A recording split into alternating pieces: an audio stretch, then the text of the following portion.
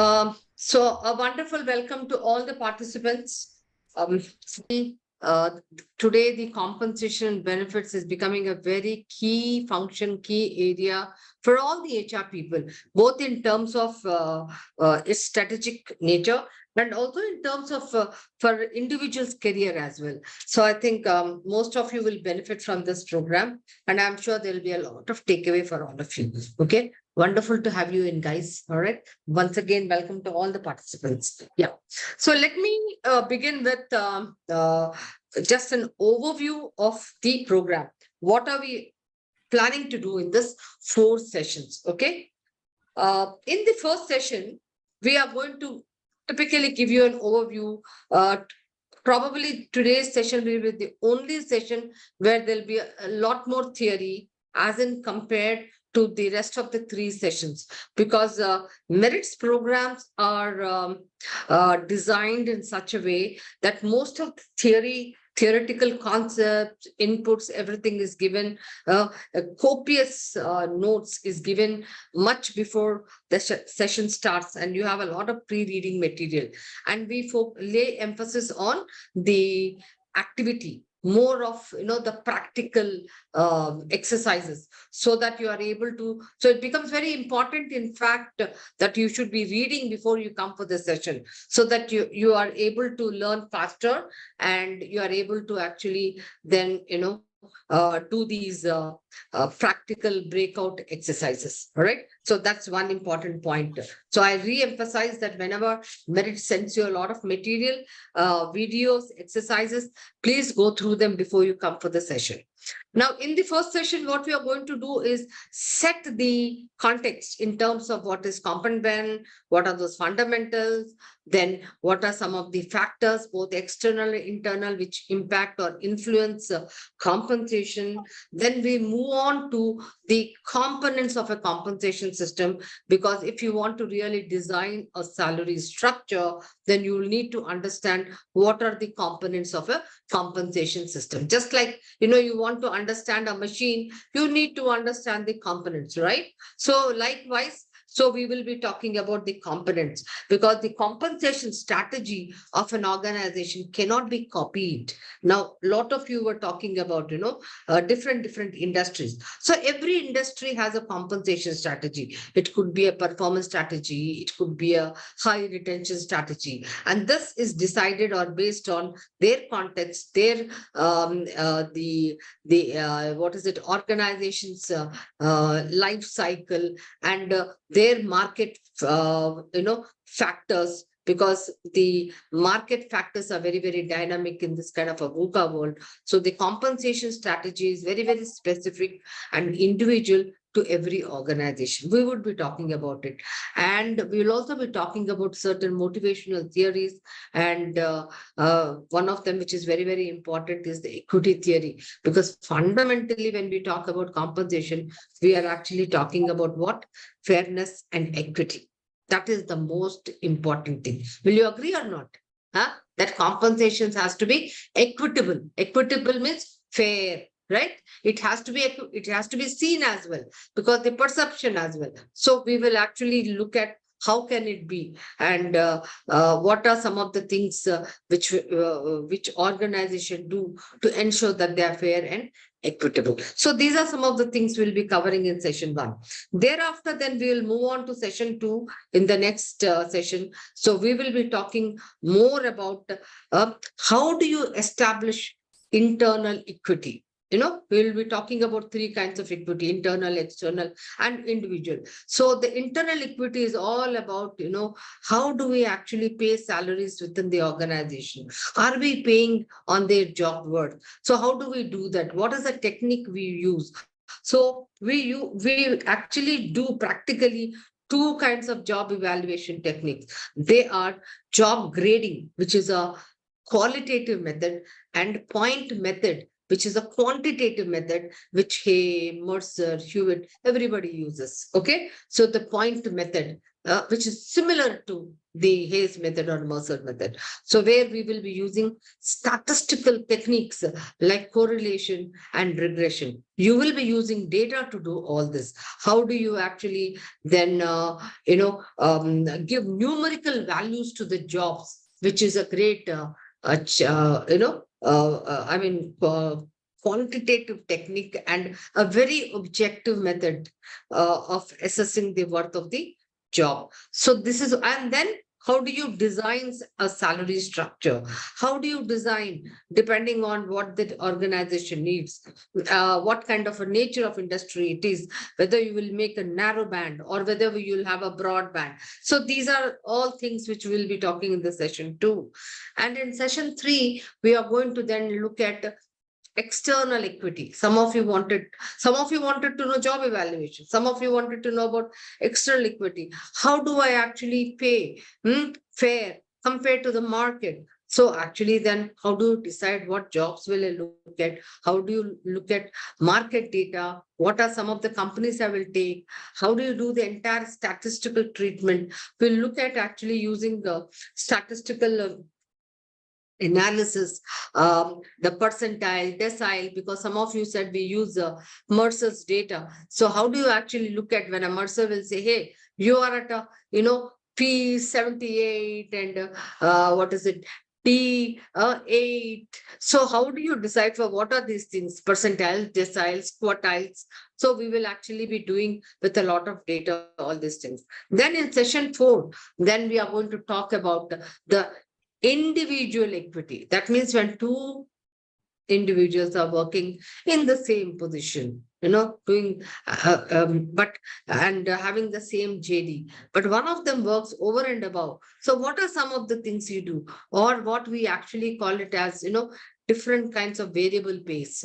So we look at the short term, long term, middle term, and then what are the design considerations which go into designing a variable pay plan.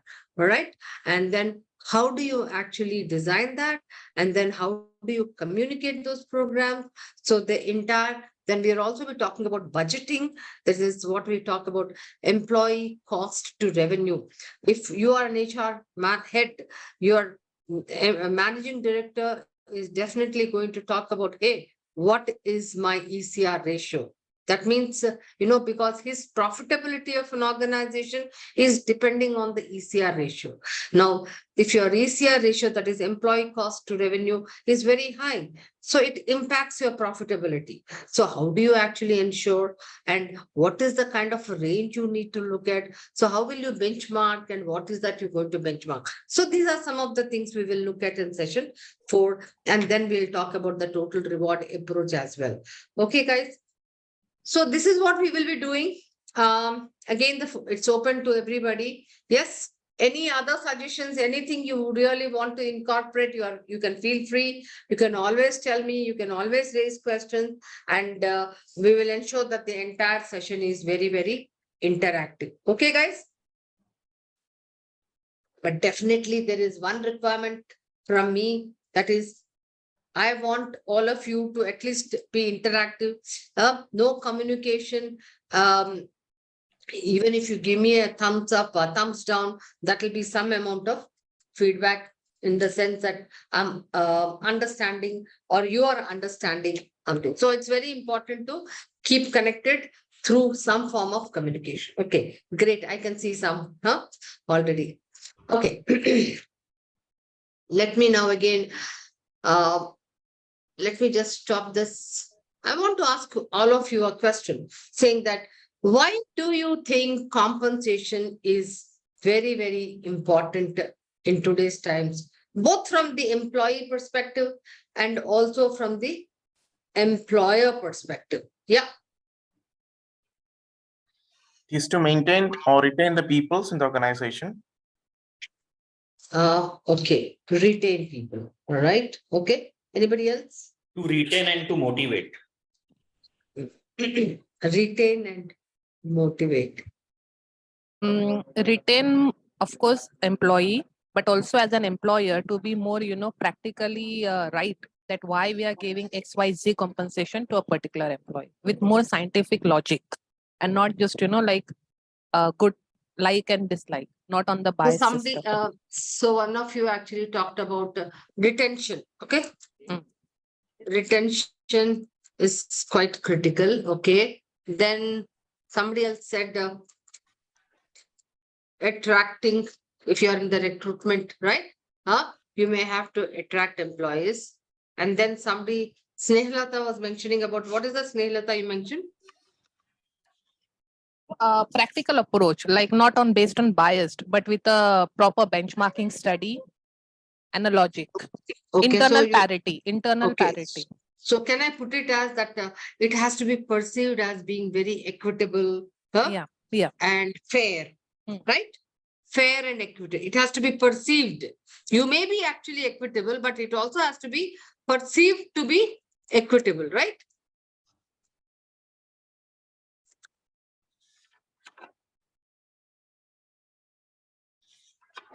Okay. Perceived to be equitable and fair. Right. So if your compensation is fair, equitable, all right, employees perceive it, that they feel that they are being paid as per their effort, then what is the output? What does the employer get? Or what is that takeaway for the organization? See, all of you want to be, building certain systems. There's somebody said, I want to ensure that, I'm in parity with what market is paying. Somebody said, I want to ensure that I pay equitably To achieve across all the jobs. So I do all this. This is input. But the what you get, organizational objective. pardon? To achieve the organizational objective. Okay, goals. All right. So when you Right. achieve goals, what happens essentially? That The means profit margin will increase. because productivity is increasing, right? Yes. Productivity is increasing. That's a solid output because your productivity increases. And why does productivity increase? Because people are motivated, people are engaged, and people are contented saying that, hey, I'm getting the right kind of money for my right effort. So therefore, I will be engaged and I will increase my productivity. And also because of all this, would you say the turnover, attrition The attrition will reduce. Attrition is also reduced, right? Yes. Again, when your attrition is reduced, don't you think it has also a cost impact? That means, you don't have to keep on hiring and doing the same process again and again, which is a huge cost, as all of you know, that the cost of one rehire is 4 times more. No? Yes. Agree? We can withstand with the competition. And when you are actually doing all this, because you become much more competitive, because your products and services are much more getting mature and mature, because your people are not attriting, they are getting the sufficient experience. So therefore, they keep on learning and they improve. So there are many, many benefits, and therefore compensation becomes a very, very key driver. Key driver, both for the employer and the employee. The employer wants to pay the right kind of a salary because he sees that, he can actually increase his profits by increasing the productivity, reducing the attrition, increasing the expertise of people, which again has an impact on the products and services in terms of cost, time, and quality. And also for the employees, they are attracted, they are retained, and they feel that there's absolutely fairness and in the way the organization is paying. Okay, so having said that, absolutely. Now, so having said that, what are some of the key external factors? I'm talking about key external factors which impact compensation. Statutory regulations. Pardon? Labor laws. Absolutely. There are some of you guys are all in payroll. Yes. Can I say just government regulations or statutory? Huh? I'll just put as government regulations. Okay. Then what else? Cost of living or inflation. Absolutely, you guys are there. Cost of living. Or what I would say as, yes. And demand of manpower, supply and demand of manpower as well. Somebody seems to have really come prepared, huh? For the brainstorming session, huh? Demand and supply. That also has a huge impact. Demand and supply of the kind of skill set you are. Yeah. I'm just putting as labor, but doesn't mean really labor. The kind of skill sets you are using, right? Your organization. Technology, Excellent. Technology also plays a Yes. important part. Technology, yes. Competitors. Market, yeah. Competitors. Yes, and you can say some kind of pandemic, like recently happened, COVID or kind of things. It also impacts, Did COVID have an impact, guys? Huge impact, no? Yes, Absolutely, absolutely. Pandemic, which of course, unexpected this was. So, Yeah. yes, it will definitely have. and the respective, the state or the country's political situations or the political stance. Yes, political as well. We'll talk about it. What about sociological? Stability of the market as well. Yeah. So, can I put it as economy? The economy is. What kind of an economy, right? Recession, huh? Or Yes, economy blooming, booming. So that booming. also there was a time when IT was giving every 6 months an increment when it was booming. And in recession time, they may not give an increment even for 2 years, right? So what about sociological?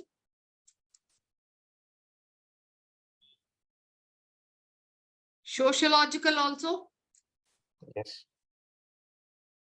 societies. Then demographic, will Yes. it have? Yes.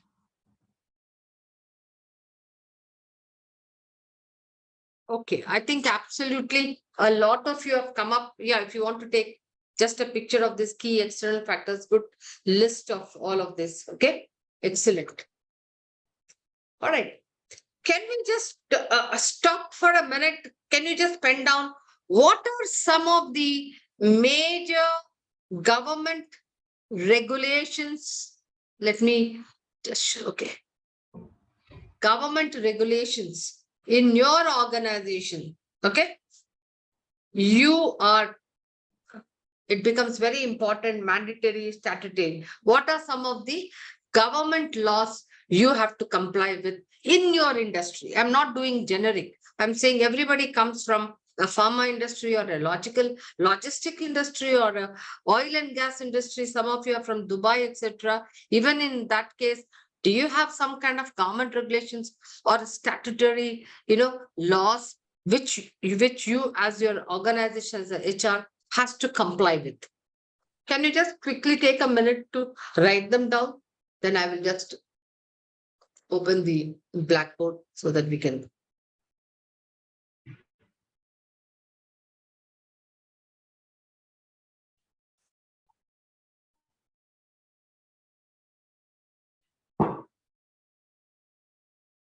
Yeah. Government regulations or statutory. You can say wage protection system. Statutory requirements. Huh? Yes.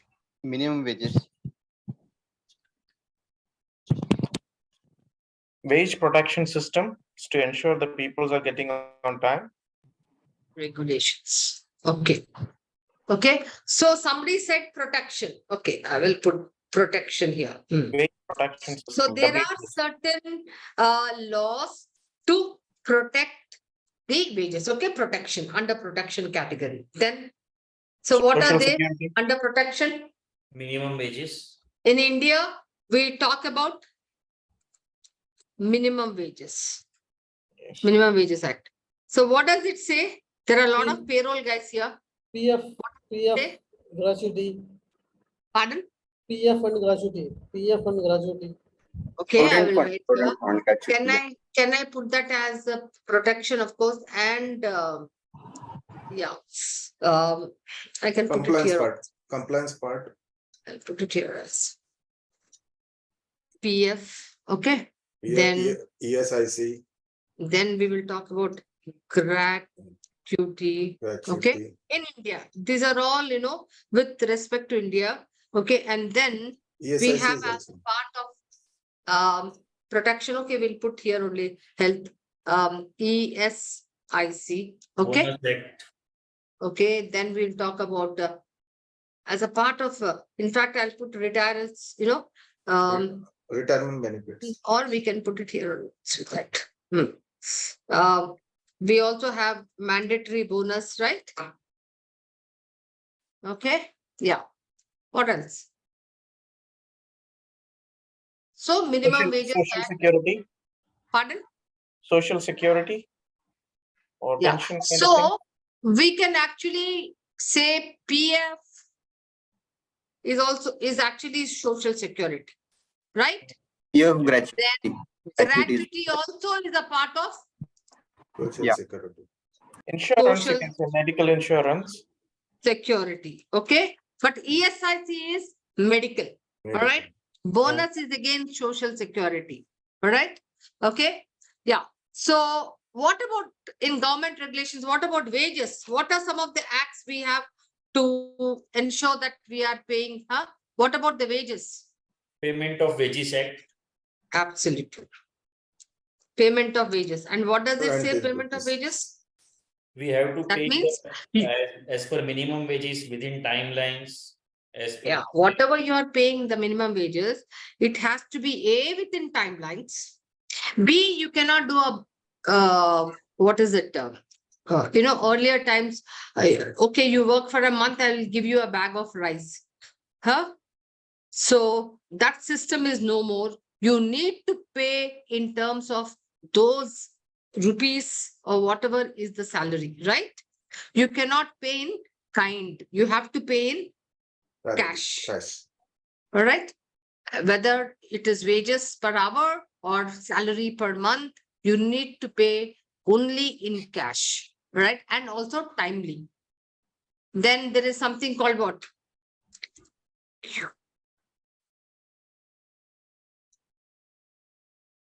What is this Equal Remuneration Act? no discrimination among the employees and gender. Absolutely. No discrimination with respect to gender, with respect to race, with respect to any demographics, etc. For example, say, I'm sure all of you are very, very, you must have heard about this classical case when it comes to Equal Remuneration Act, especially it happened in Andhra. This is the BD worker case. Anybody payroll, I'm sure payroll guys would know. Anybody who's heard of this, the classical case of BD workers case? Yeah, have you heard? No? Yes? No. Okay. So let me just give you a little, very interestingly, so there was this, according to this BD worker case, what is a BD? It is actually, it's a local cigarette. I don't know, some of you may know about it. BD is like a tobacco rolled into a kind of a cigar. And most of the villagers, they actually, smoke this BD like a cigarette, right? Now, so in this BD workers case, both male and females, what they were supposed to be doing, just rolling a dry tobacco leaf. So the effort was the same. Okay. The nature of work was the same, but the male worker was paid 100 rupees and the female worker was paid 60 rupees. So do you think they were making a different discrimination between the genders, male and female? Yeah, 160 for the same effort of work. So therefore they had, so this case went up to the, I think, High Court and Supreme Court, and these women were paid all arrears of whatever they had to pay. And that's how this Equal Remuneration Act came into place, saying that there should not be any discrimination if the effort, the nature of work is the same, irrespective of whoever does it, the remuneration has to be same. Now, what about this construction workers? Can you say all the construction workers where male and even female are being, they work, should they be paid the same salary? Yes. Huh? Should they be paid the same salary? how will you It differentiate? depends on the nature of profile, nature of Nature of work, work, right? nature of Yeah. Say if the female is only helping, just carrying some, load on her head and passing on to the male people, but the male is actually doing much harder work. So if he gets paid, it's fine, higher than the female. So you have to actually look at what if the nature of the work is the same, and then if there is a difference between male and female, then you need to really then follow what called the Equal Remuneration Act. Okay. And what else, guys? Pay for the time whether people are not working. Absolutely. I was looking at it. Pay for time not worked. Pay for Time time not not leave worked. Like, for salaries, example, in leave, India, sal- you get what? leave 6 months salary, of sick leave. maternity Leave, sick leave. benefit, which is mandatory. You cannot say that I'm not going to give this maternity leave. They may have a clause saying that, immediately after 2 months, you cannot actually avail maternity benefit or so. But typically, that I don't think it's legally defendable. Therefore, they make sure, when people, when married women are on board, somehow they're not supposed to be asking those questions, but 6 months of maternity benefit is absolutely mandatory. But some organizations are giving paternity benefit. Do you think that is mandatory? No. No, absolutely. That is voluntary. So you want to create a good branding, then that is voluntary. So some organizations give 4 days, 5 days. How many In leaves? in Huh? in my in this market, in this government regulation, the paternity is it's mandatory, 5 days. 5 days. Okay. Anybody else? Anybody else who can give me how many days does your organization give for paternity benefit? 5 days.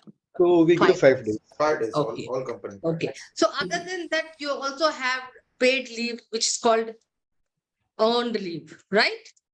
Yeah, Which is mandatory. Then you also have sick leave, leave, somehow, sick leave, sick leave. Casual leave. Okay. And holidays, then public you holidays. have all national, National holidays. national holidays, huh? I And think if you are making him work on a national holiday, then you need to give a compensatory off by giving 2 days off, right? Okay. All right. Will bereavement leave also come under that act? Bereavement is not mandatory, but it is to give a good, a branding that we are concerned. Yeah? So bereavement is not mandatory, but okay. Yeah. Bereavement, celebration. Most of the organizations, especially the ITS, they give vacations, all that. So a lot of holidays, just we'll be talking about that. How do you really create a branding, for your organizations, depending on the kind of workforce? So there are certain things which are not mandatory. So, but these are certain things which are mandatory and you have to comply with it. Okay. And like, for example, Minimum Wages Act, you need to comply because again, Minimum Wages Act comes with the discretion, depending on the state, depending on the industry, depending on also the skill, semi-skilled, skilled, non-skilled. So there are categories in that. All right, guys. Okay. So let me just go back to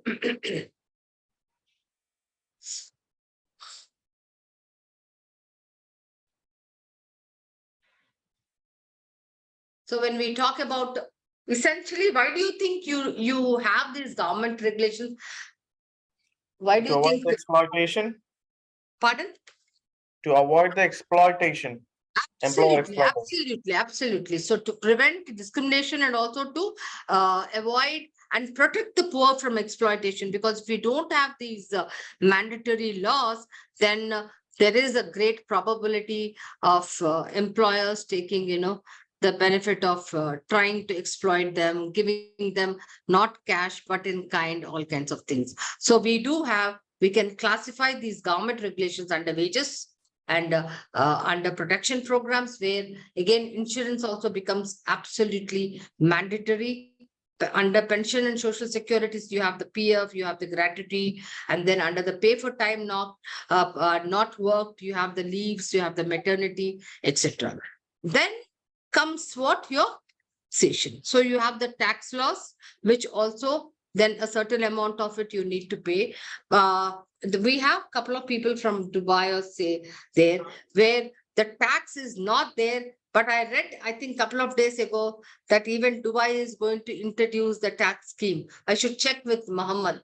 What? No, no, Yes, no. Muhammad? At the moment, no. There is no plan to implement any tax systems over here. Yeah, at the moment, no, absolutely. But I read that it's going to happen in the next 6 months or It's so. since long they are talking about this, but they don't have any plan at the moment, or in the near future, no.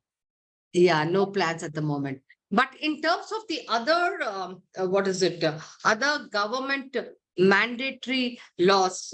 One is, I know that you have something called the gratuity, right? Because your Yes. gratuity is paid for as a number of years of service. Yes, That's one. And then apart from that, you also have the insurance. You have medical insurance, yes, right? medical insurance and Yeah. vacations we used to have, and they have to Uh, provide the ticket as well. Yes, yes. But Yes. it may not be mandatory, but the organizations do that, right? No, it's mandatory. It's paid. It's now mandatory, is it? Yes, Okay, yes. okay, all right, okay. Wonderful, guys. So these are some of the things why we have to know this. Why do you think we need to know the government regulations as a competent person? Anybody? Let me see. Why should I know about this? Huh? Because To those ensure, are to ensure the mandated. compliance. Uh, Of course. yeah, somebody said compliance. Okay, I take it compliant. Then what else? And so we don't have It's to keep on essential to- changing the policy, like we might design Okay. something, and if the government regulation is totally different, then we might again have to go back to that. So Very important. All of you, I'm sure you are aspiring to become global competent managers sometime, if not now, sometime, right? You want to grow. So if you are already in that role as well, say for example, then you want to actually design salary for a particular country, right? Then how do you go about? The first and the foremost thing is to check what are the government regulations. That's mandatory, which become mandatory. So as a competent manager, that becomes the most important thing. Hey, what do I need to comply with? See, your broad design framework may be the same, similar across the organization, for the organization operating in different countries. But for every country specific salary structure, then you need to really know your government regulations. What are those which are becoming mandatory? Okay, laws of the land. That's very, very important. All right. Having said that, it is a very interesting thing about this. We all look at what do I need to comply, but then it doesn't mean that I need to comply only. There is also a very interesting thing in India, and I think there is this even in Dubai, where if you take the local people, they subsidize you with something called the internship or some kind of a money. Like, for example, if I take, there is called this Apprenticeship Act. Okay.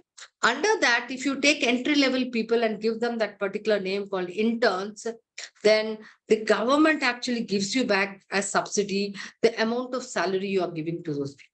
Yes, this is there. Even not And in Dubai, even in almost all GCC, even in Saudi Arabia as well. Like for absolutely. example, if you take nationals and especially from the college dropouts, and whatever the payments you are paying in terms of their salaries, you will get Yes. paid. You'll get paid. Yes. Company will get paid from the government. Absolutely. So Uh, you have to actually look at that law and then look at what kind of a title I need to give, etc. And so as a competent person, you can actually save. No? When you save some money, then you are able to pay higher for other critical positions. Yes, guys? And even in India, so you can use this Apprenticeship Act and then get back the money from the government for all the entry level positions. And in fact, in my previous organization, we used to use a lot, whether it was Tata's or Sutherland or Apollo Health Street. We used to take a lot of people actually at an entry level, and most of them were through this Apprenticeship Act, where we would really save up a lot of money. Okay. Now let us look at. So these are some of the acts which we really talked about. Payment of Wages Act. We also talked about ESI. We talked about Workers' Compensation Act, Provident Fund, Payment of Gratuity Act. These are likewise. You also have different acts in different countries, and this is for US. Okay. In fact, if you look at your courseware, it will also have. In US, you have, for the wages, you have something called the EPA, Equal Pay Act. And you must have heard of FLSA. They keep talking about Fair Labor Standards Act. And for production programs, you have this FICA, insurance compensation, etc. Okay. Yeah. So likewise, many kind.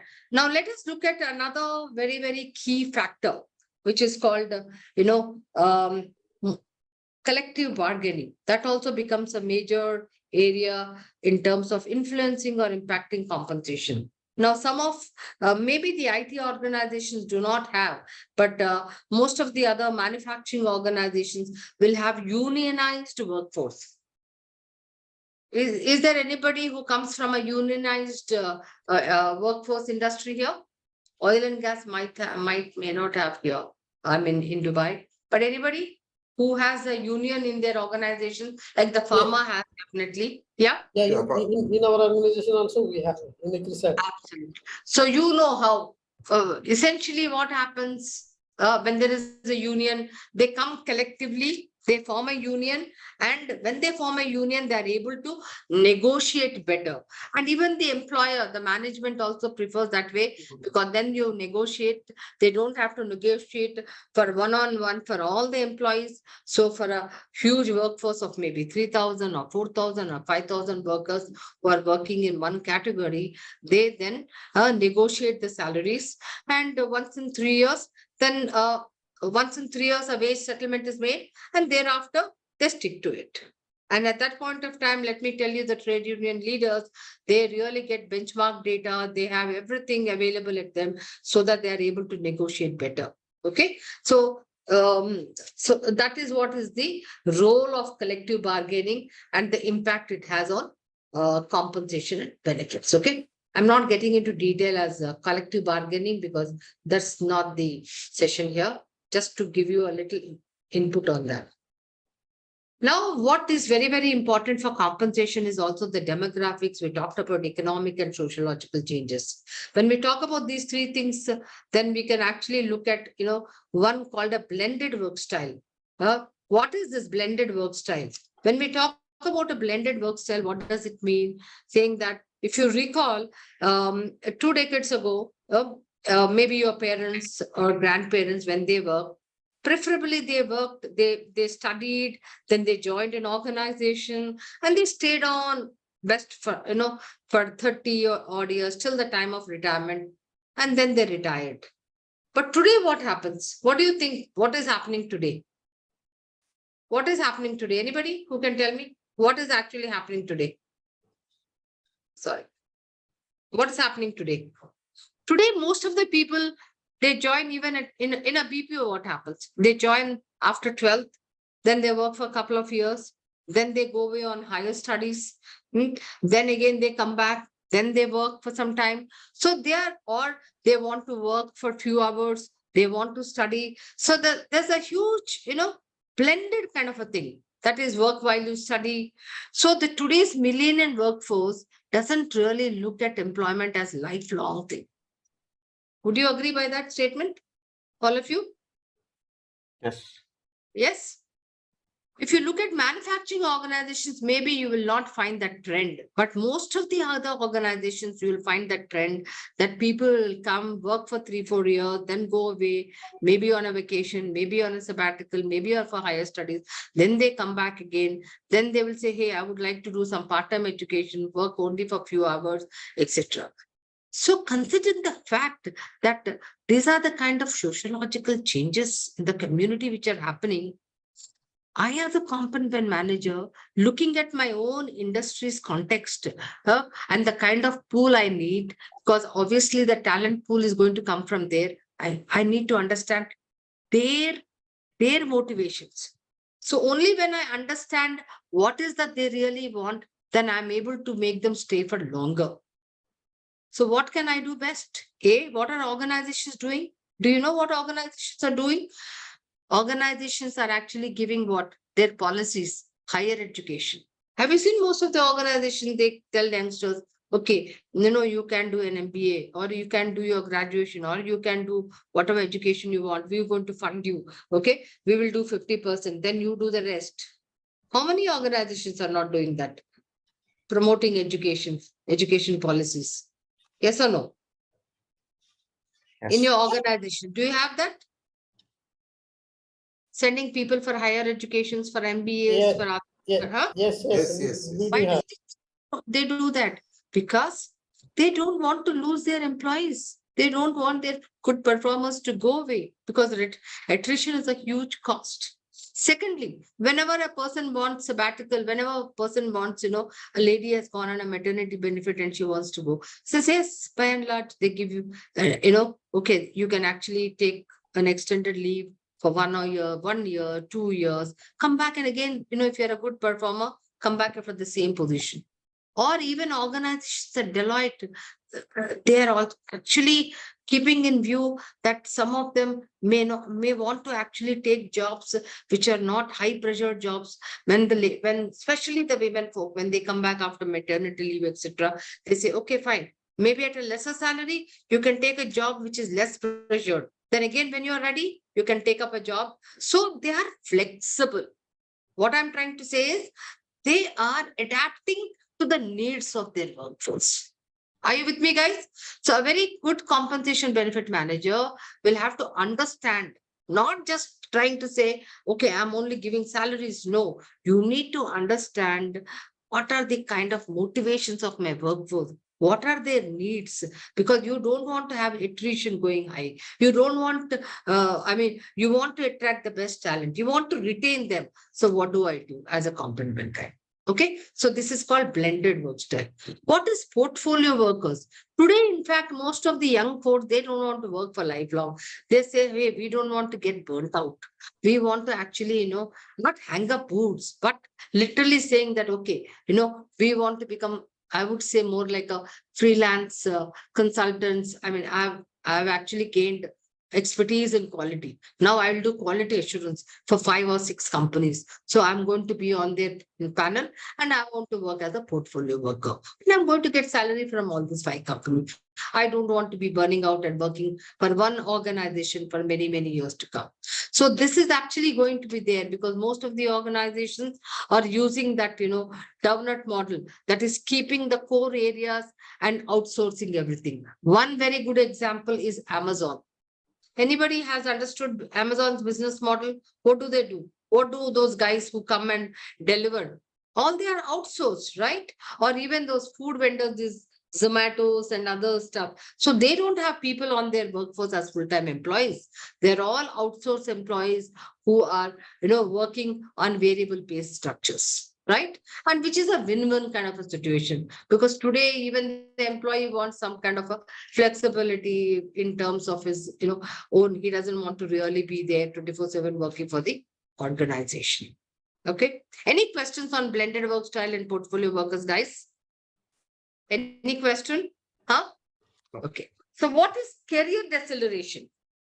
Anybody? I'll just put that graph. What is career deceleration? When we talk about career deceleration, and why is it important for me to understand career deceleration, and how does it influence my compensation? What is career deceleration? Guys? Promotion policy. Huh? Okay. So I start from here, okay? I reach and then I retire. But what is career deceleration? That means that when an employee in today's times, he wants to retire pretty early, maybe 50, 55. But still then after that, he says, hey, I can work for 4 hours or 5 hours, huh? And still give his best. So as a compensation manager, If your organization needs subject matter experts at a lesser cost, then you can actually use people who are retired or who have taken voluntary retirement, such people who have deep pockets of knowledge, but they do not come at a very heavy salary. For example, in HR department, there are certain departments where you really need deep pockets of experience. Like, for example, the PF, you have to send in a payroll, you have to send PF returns, tax returns, etc. You don't need a full-time employee. You can actually get an expert, maybe once in a week he can come or twice in a week. So he will send the return because he knows everything, right? Rather than taking an employee who has no knowledge about it, but he's a full-time employee and is going to make so many mistakes.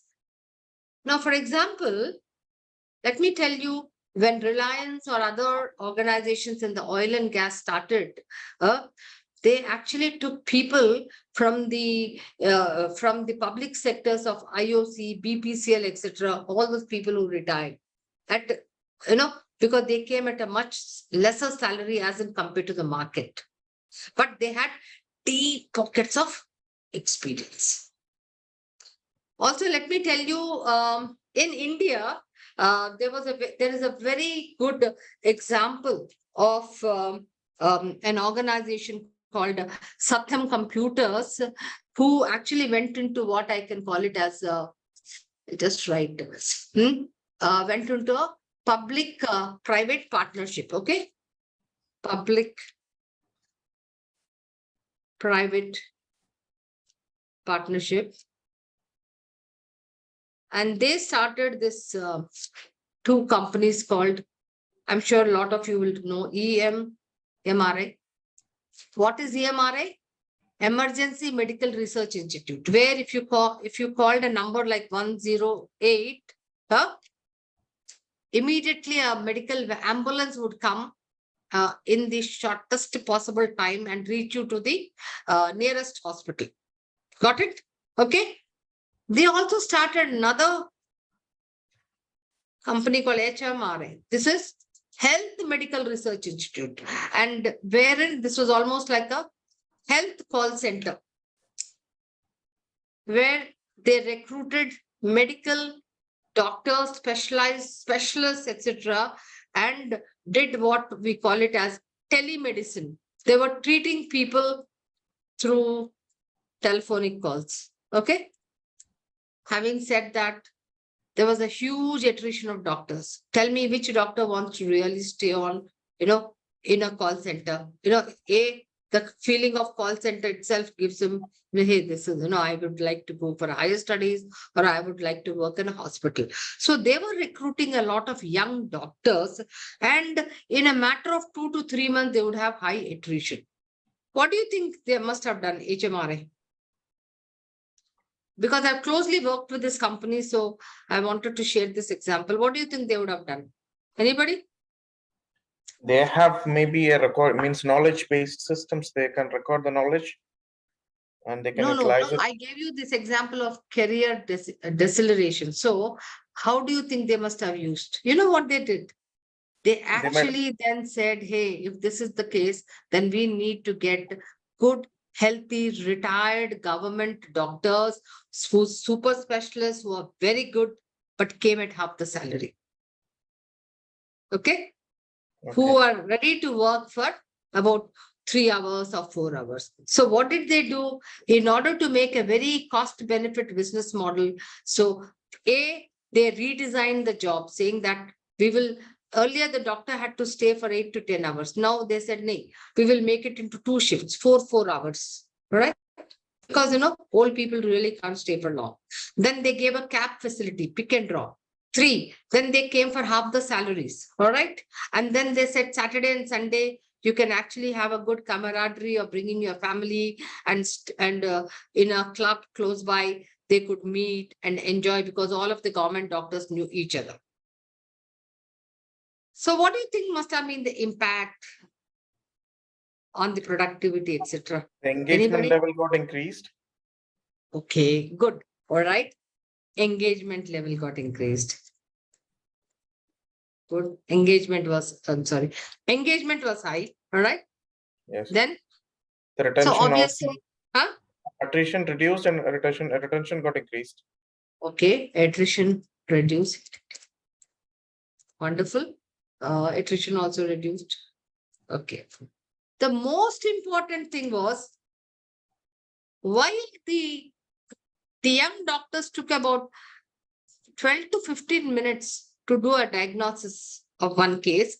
These guys, that means what we call it as productivity, they were Yeah. able to do it in 5 to 6 minutes. Why? Because of their experience. Because they were experienced. So, therefore, it was such a good, successful model. They came at a lesser price, their attrition reduced, and at the same time, the productivity increased because they were able to diagnose better with all that, while the other young doctors took for time. Why did I share this example? I shared this example because as a company, you need to understand, hey, what are those jobs? Not that you can apply this to every job. No. What are those jobs where it requires deep pockets of experience? So going by the job, you need to then look at alternative ways of getting paid. Because somebody said, no, supply of demand and supply. Yes, if you go to the market and buy plug and play kind of a thing, always the compensation you need to pay will be very high. But as a compensation guy, you have to strategize.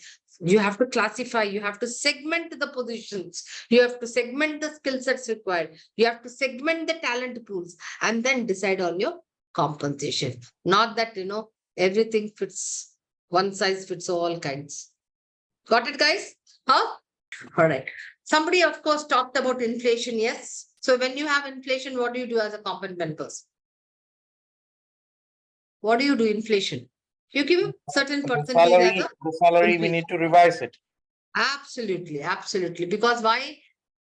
because The the cost value of of the expenses. value of money reduces. So you need to give the percentage of inflation, right? A hike in the salary. And then, of course, the demand and supply of the talent pool. That was also a very, very strong factor when it comes to how do you actually then pay salaries. There are critical positions and they're they're high in demand and shortage of supply. So you will have alternative ways, get them, and but also create some kind of a talent pipeline, because you cannot survive, right? Yes. When And you have a high demand, but your supply is short of, do you think you can constantly keep paying a higher salary? no You people, cannot, because you cannot survive. You won't have profitability. Let me give you, somebody was wanting to say something. Yes. Can I hear that point? if there is a demand, Yeah. people start shifting from company to company. So the attritions Exactly. will. Exactly. So can you stop them from shifting? No, we cannot stop it. Let me give you an example. In my previous organization, Sutherland, where we were working, a healthcare company, we had a very profitable vertical called medical coding. Some of you healthcare company people will know medical coding. Anybody who's familiar with medical coding?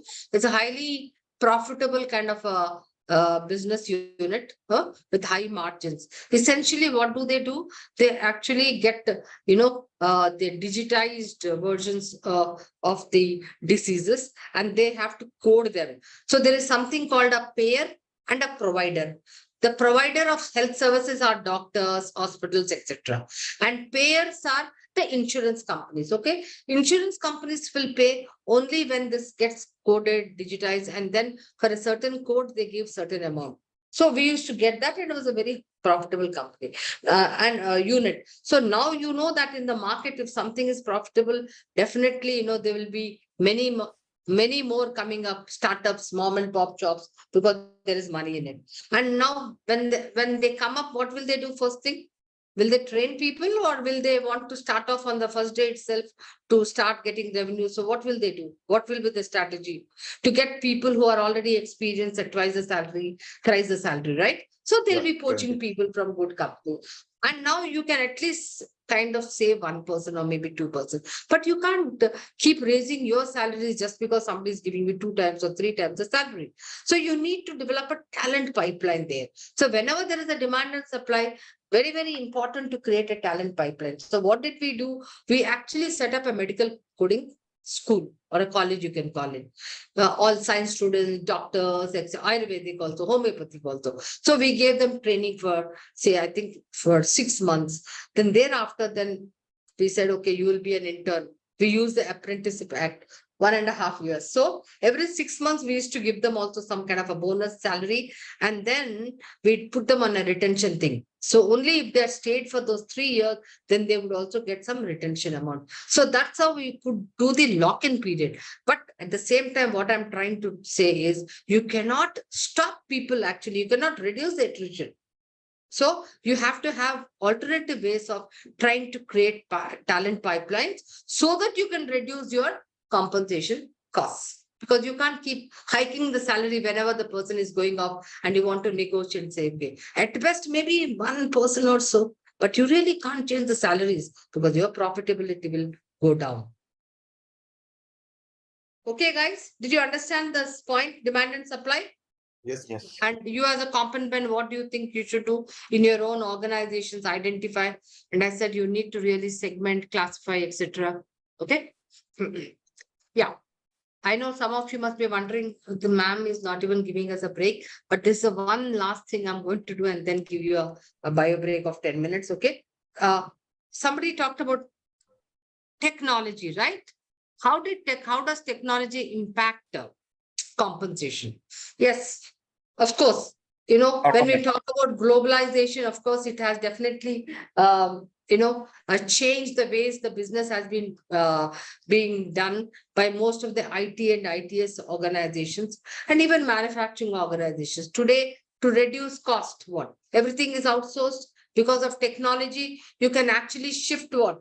Shift jobs Jobs from from high cost to low cost. And that's how you can actually, because of technology, you can pay then, higher for critical jobs. And sometimes you can also eliminate lower jobs. Would you agree to that, guys? yes.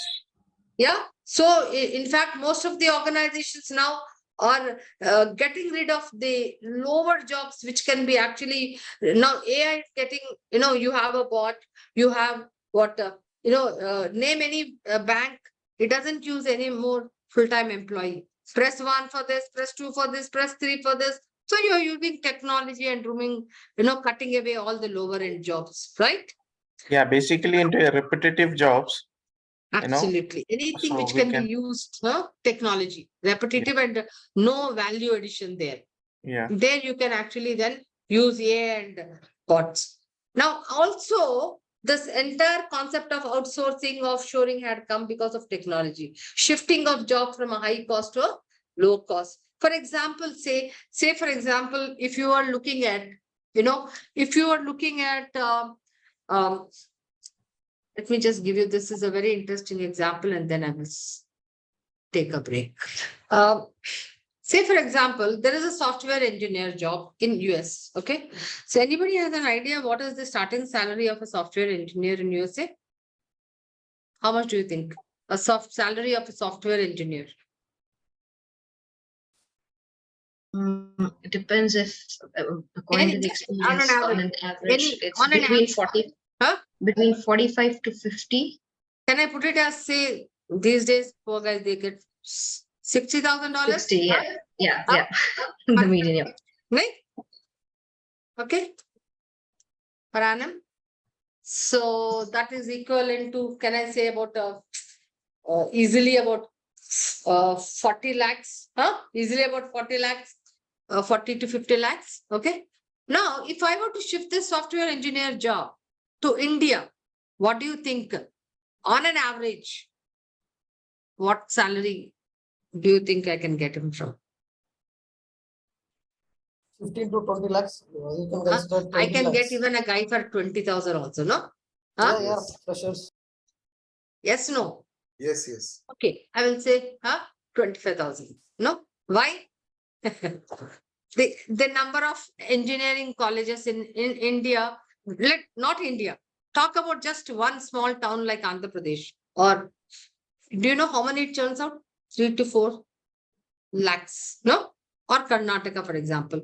So all of us know that the number of engineering colleges and the churn which come out from that. So therefore, not about the quality, but it's only the number. So you can actually get him even at 20, even at 25. Can we? Or 30,000. Okay. Now what happens? There are some more companies which have come and they're actually hiring. So I can also go up to what? Because there is a sudden again demand. I'll say I'll pay so much, right? Okay. But there is a point where I really cannot go above that. Maybe some more companies have come up competitive. That's okay. I might pay at best. This is the point, 60K, right? But beyond this, I will say, hey, it is not profitable at all. Right? Because why? When the job is getting shifted, there are other expenses which also get into play. So I find that, hey, beyond this, it does not really, it is not a viable kind of a thing. So what is that point called? Anybody who can tell me what is that point called? Economic tripwire. My God. Who is this who said that? Muhammad. Muhammad, you seem to have already come prepared for the session. Yes. So you seem to have already gone through the session, Muhammad. Yes, I gone through the document what you sent. Excellent. So this is called economic tripwire. What is economic tripwire actually? You cannot pull it back. That's once the point where it does not make business sense, right? Yes. Like That for you can example, actually increase the if you are shifting from higher job cost to lower cost, so you have Right. some margin. So if you're not getting that margin, so it's no Absolutely. meaning to shifting those jobs into this region. Absolutely. Because most of the time when organizations are planning, when business is planning to get some jobs from outside, then even the HR manager sits with them, the HR head. Why do the HR head? He has to find out if these are the kind of skill sets which are required, at what costs are they coming? Because he has to input all the costs and create that business plan. So if he is going to give him lesser costs and actually when the job is shifted and he's not able to get people at those costs, then his margins are going to be diminished. So therefore, it's very, very important to look at all the costs and then do the project report, trying to say that whether we should really get those jobs and we should actually have that business going. So that's called the economic trip wire. Nimala, Okay, I guys. have one situation. Yeah. Like for example, if Yeah. the job got shifted and the demands got increased, like for example, a company from US, they shifted to India and they established, and Right. after that, there's a lot of companies come into the same scenario, and Right. the demand got increased. So Right. in that situation, like for example, the companies are forced to increase their compensation structure. So Right. in Right. that situation, how we can come up with, or how we can tackle, like for example, Right. the company is not in a position to increase the salary, and Absolutely. they cannot pull out their, the infrastructures and From that everything from the business. country. Yes. From that business, because they have So already invested in the capital, yeah. in the So infrastructure, in and they that want to. scenario, how we gonna handle or tackle this? Absolutely. Yeah. In fact, I think sometime later we will be, that's called the human capital readiness index. So what we do typically is, as a complement manager, you need to then understand, hey, if this is the cost and in the long term, I really can't sustain, because maybe initially I don't mind because I'm not looking at profits at that point of time, but sustainability. So then what will I do? I look at the skill sets. So if right now, I'll give you a very good example. you definitely gave me a good. So let me give you an example, and then I will tell you what one does. So Deloitte, I'm sure everybody knows about Deloitte, right? Yes. They started a new vertical called what is that? Competitive intelligence or something, some vertical. Okay, they were getting good business. Now, when they want to get good business from US, then at that point of time, they are not looking at what is the kind of wage cost we are going to look at. You have to get the good people. So they brought people from outside, from US and also from Delhi School of Economics. And if you want to hire people from Delhi School of Economics, then you have to really pay good amount of salary, right? Yeah. Over and above the market. So at that point of time, when you are actually creating a new vertical with the, what is very, very important there, it is not profits at that point of time initially. You are wanting to actually set up that business. So this also go into as a capital, as a cost input. So you want to showcase your human capital so that you can get good business. But after 1 or 2 years, I think after 3 years, what did they do? Because if you're going to pay high salary, it is not sustainable. So once the processes had got matured, then they gave them, that either they were shifted to higher responsible positions, or they were also down, they were asked to leave, so that then they got the tier 3 kind of economic graduates to do this vertical. Why? At 1/3 the salary. Now that the process is set, it's established, now anybody can run it.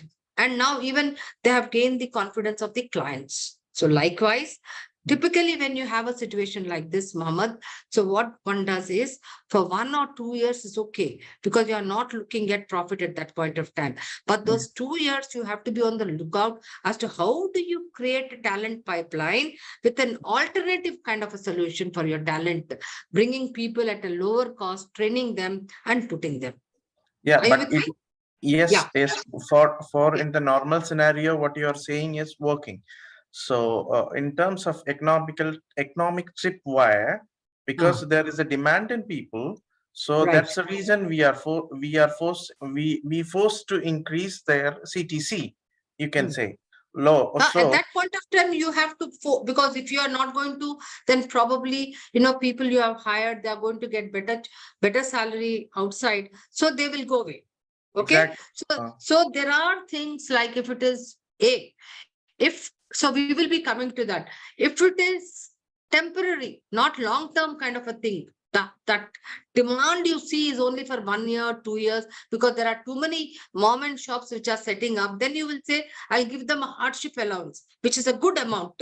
Because you also don't want to give it and add it to the base salary, which is a guaranteed pay, that after 2 years, you don't see the demand, but you're stuck with people with a high salary.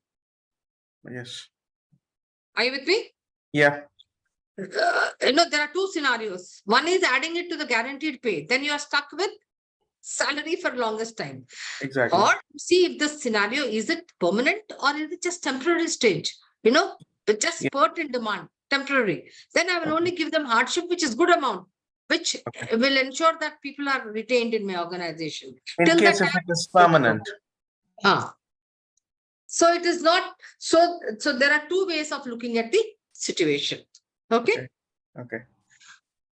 Okay, so we just finished the external factors which impact compensation. I'm sure all of you have actually seen that how government regulations, collective bargaining, depending on the unionized environment or the social, demographic, economic, globalization, technology, all these factors impact or influence of compensation depending on the kind of life cycle the organization is in. Okay. Now, having done that, now we are actually getting into understanding compensation. Okay. So if we were to actually define compensation, any one of you, tell me what is compensation then? If we were to just define compensation, what's compensation?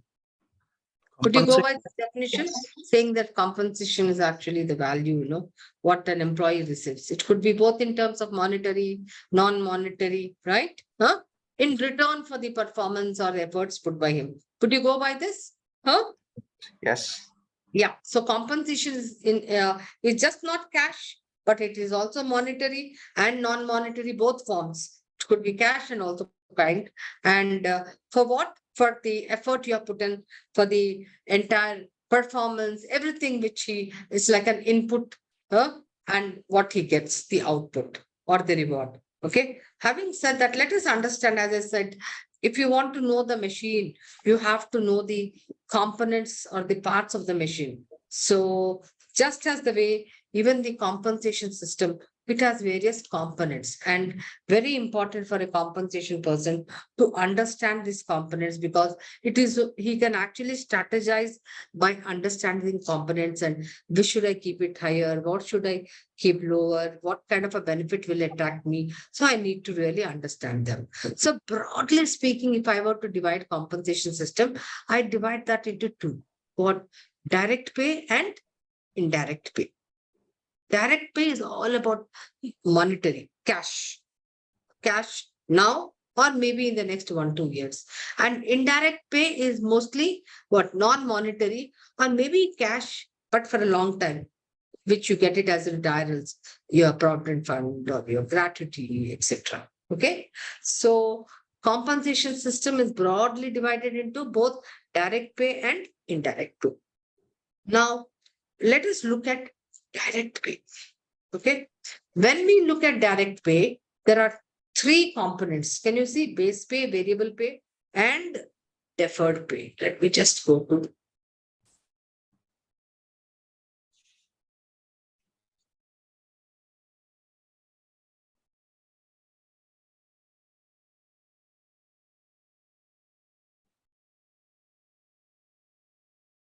All right.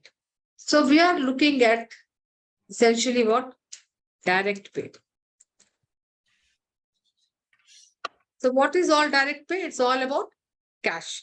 So when I look at direct pay, the first component is this base pay. What is base pay? Anybody can, why is it very important? What is base pay? Base pay is the guarantee pay. Fixed salary. Fixed. Very important. And why is it in organizations very, very important, base salary? Because we will be doing the job evaluation, or you can say benefits calculation, indirect pay, all we will be doing. Even in the gratuity, we will be based on the base pay. Very interesting. You said that all my calculation will be based on this base salary. Yes, All my PF also, PF or yes. retirals, everything is related to how much of base pay. So therefore, base pay becomes very important. And also it becomes very important because base pay is something which I have to pay what? Which is a Guaranteed pay. guaranteed. What does it mean? Whether He I perform or not perform, or he will get. I don't perform. No? Yes. Whether I perform is okay. But if I don't perform, It is Right? not the variable pay, because it Huh? is the fixed amount. He will get it on every month basis. Yeah, it's a guaranteed pay. The moment you give him an appointment order and he is onboarded, whether he performs or doesn't perform, your payroll cost will be there. It's guaranteed.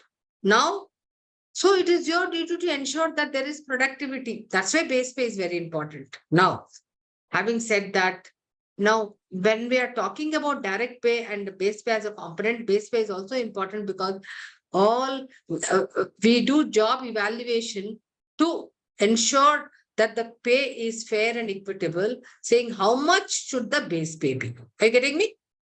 How much should the base pay be? So all that internal equity we establish and all the job evaluation we do, we actually do that to find out what amount of base pay. So essentially then base pay is based out of what? The worth of the job. Are you with me? Higher the value of the job or higher the worth of the job, higher the base salary. Lower the worth of the job, lower value of the job, lower salary.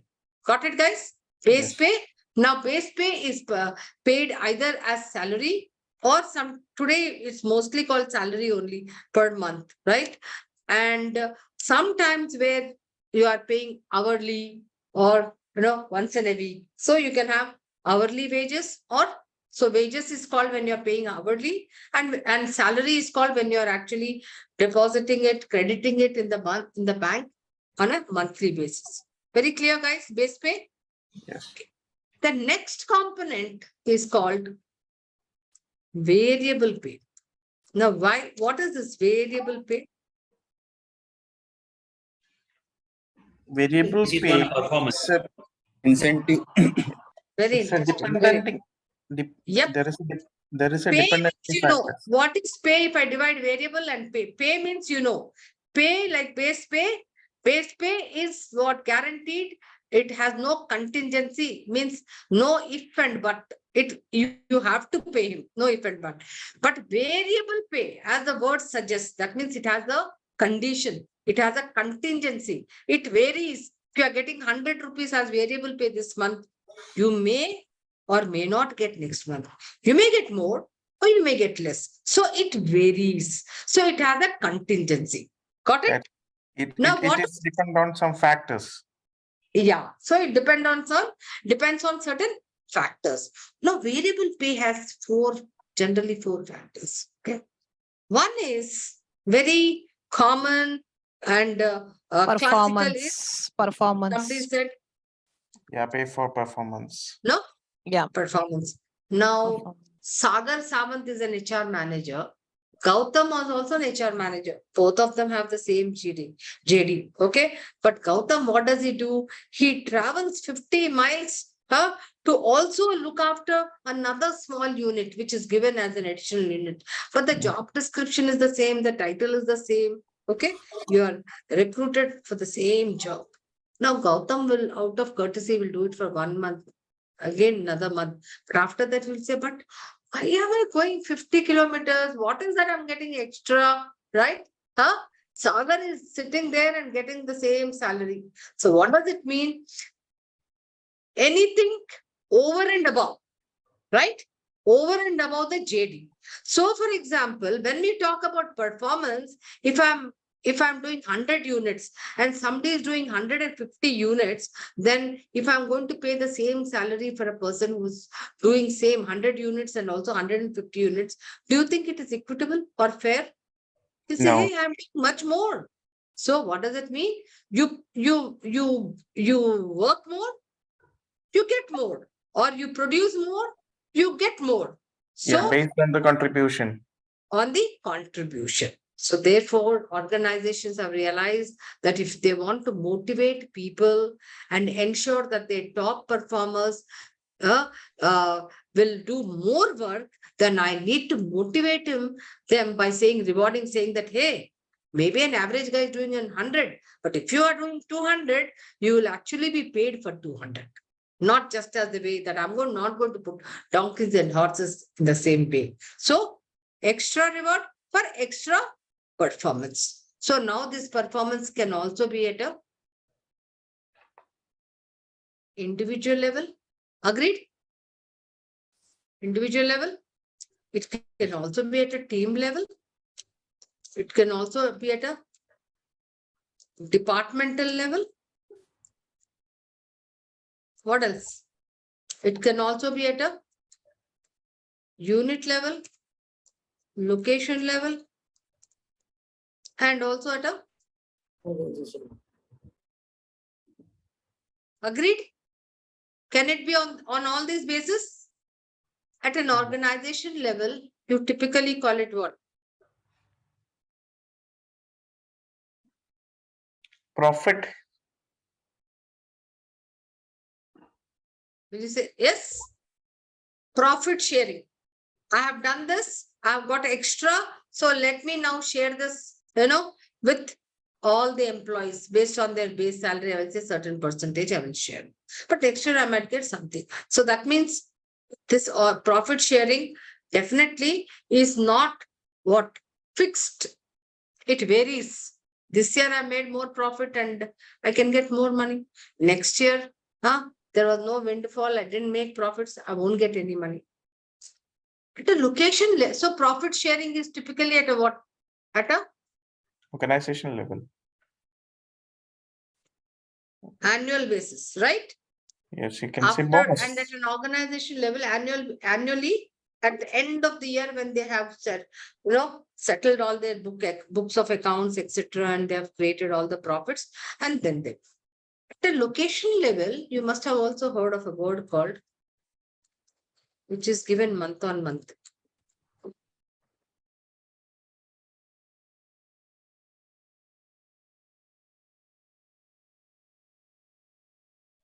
Have you heard of this? Deputation. Huh? Deputation. Month on month. No, this is not. Have you heard of this word called gain sharing? Normally, Yes. this word gain sharing is there mostly in manufacturing organizations, where, say, for example, at location levels or unit levels in a factory, they want all the departments to come together and on a monthly basis, because there is so much of interdependence, achieve their goals. Okay. So, in order to ensure that there is a lot of coordination, cooperation, collaboration, because the work will not be achieved unless there is all this. So they will say, hey, we will, if based on that, last 2 years or 3 years trend, they will give a target. They'll fix a target. And if you exceed this target month on month, the excess will be shared by all you people. That's why it's called gain sharing. It is done at an operational level. The objective of this is to reduce the rework, reduce costs, reduce wastage of raw material, and best use of all the resources. So over and above whatever the target is given, that is shared with the people. Nirmala, a small doubt. Yeah. In terms of gain sharing, like for example, if you got some X amount of money, so this will be shared to all the people or only for the operational teams or the technical teams? No, when I'm talking about a gain sharing is very different from profit sharing. Gain Okay. sharing will be so there is a difference between gain sharing and profit sharing. Gain sharing is predetermined goal. Predetermined goal. Determined, right? No. Goal. What does it mean? Predetermined means, hey, the target is 1,000 units for this unit. Now you need to, anything over and above you achieve, then it will be shared amongst all you people, all the workers who are working there, all the people who are working there, not outside. So it is definitely specific to that location, to that unit, to that department. Are you Okay. with me? Yeah. Okay. So you have predetermined. When I said predetermined, what? There are also certain kind of standards which are decided. Okay. Not that you have finished the goal and that's it. No, there are certain standards you have to be met with, and based on that, your work gets evaluated, and over and above, the gains are shared. Okay. All of you, are you with me, guys? One more question. Sorry, Yes. Nirmal. So Like for example, if you before have, I complete, I just want to complete this, saying that so the people of that unit or department can decide how much they can earn. Can decide. Okay. So that means they can plan for it. Okay. They can plan for it and wanting to get how much they can do. But in a profit sharing, you don't know how much profits you have made because it is not within your control at an organization level. Whereas gain sharing is within the control of those unit people. Okay. Yeah. Now okay. you can tell. For this predetermined, like for example, if they want to achieve this predetermined objective, so they need to support of, like for example, support service departments in terms of human resources, in terms of finance, in terms of supply chain, in terms of logistics, So if the gain sharing is only for the productive people or the operational people, for example, in a human resource guy as a recruiter, like he is providing his service to achieve this operational objective, right? So will this gain sharing will be while doing the gain sharing, will the HR to be included Yeah. or the other Yeah. support services to be included? So gain sharing is typically, they don't make it so complex. They will keep it very operational. Are you with me? They Yeah. will keep it like, for example, it is meant only for those operational people. If you keep it too much of complex and too many loops, then it becomes very difficult to evaluate the entire plan. Okay. Are you with me? Huh? Yeah. To the extent of if the HR has to supply, then you'll have another plan for that. Okay? You'll Okay. have another performance plan for that. Are you with me? For example, Yeah. a sales team, they have to produce too many units. So they will have certain specifications, certain targets to be met, etc. So that is what I meant by standards. Or for example, auto guy. So he has a Toyota, he has another car, high-end cars. So it depends on which car he wants to sell, because the sales commission on higher end cars will be higher, lower end cars will be lower. So he can decide on it, right? Yeah. So that is where I meant when we are talking about variable pay plans. One is profit sharing plans, they're different, a little different. Then the others are real variable performance plans at an individual team level or departmental level, where you are deciding on certain kind of specifications or standards. So everything is predetermined and depends on you how much you are making from 100 to 150, then you only get for over and above 50, whatever is there, or 50 to 150 to 200. So you get a different kind of a reward. So you know how much you will get if you make how much. So it's all there planned. It doesn't mean that, at the end of the year, I am kept lurking in the sense that I don't know how much I will get. Here, Yes. in an individual team plan, departmental unit level, variable pay plans, you know how much you can earn. It depends on you, how much effort you want to make and how much you want to get, right?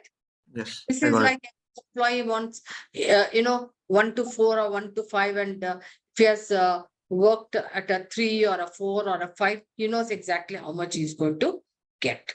Okay? Okay. Like, for example, project. In IT companies, you have something called a project plan.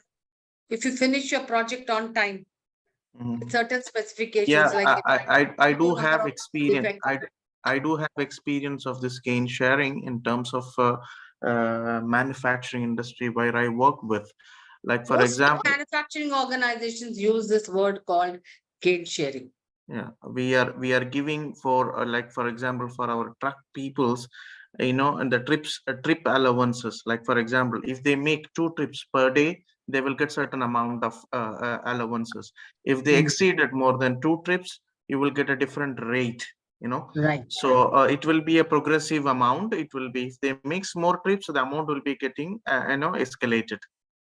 Absolutely. Absolutely. Absolutely. Right. So now, having said that, but when we are designing a performance plan, there is something called, is there a performance, what is that, stretch? I'm not going to talk about something which probably you have not heard about performance. Performance stretch. What is this performance stretch? I design plan for an individual level, for a team level, or whatever. But say, for example, I'll give you Performance stretches like a normal person can make 100 units. An extraordinary person can make a 150 units. So the stretch is 50 units. Yeah, absolutely. But let me now draw a little more interesting attention. I will give you an example first so that you are able to see. You have a small grocery shop, okay? Grocery shop. All right.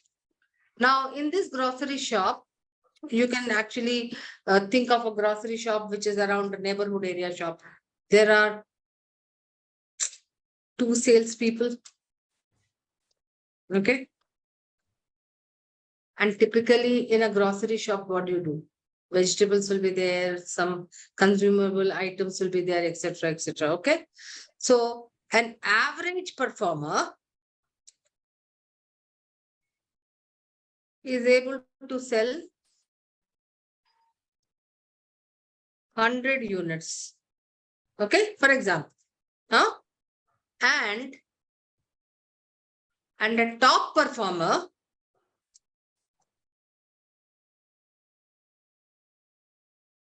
is able to sell 150 units. He's a top performer. Still, he can sell only 150 units. Why? Because that is a small grocery shop. meeting the needs of just the neighbors. Got it? Huh? Yes. Very clear? Now think of another LIC agent. Okay. Average performer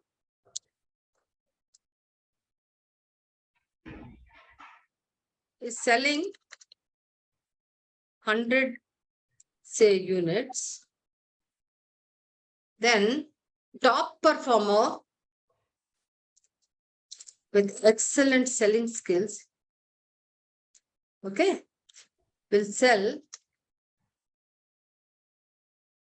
500 units. Okay.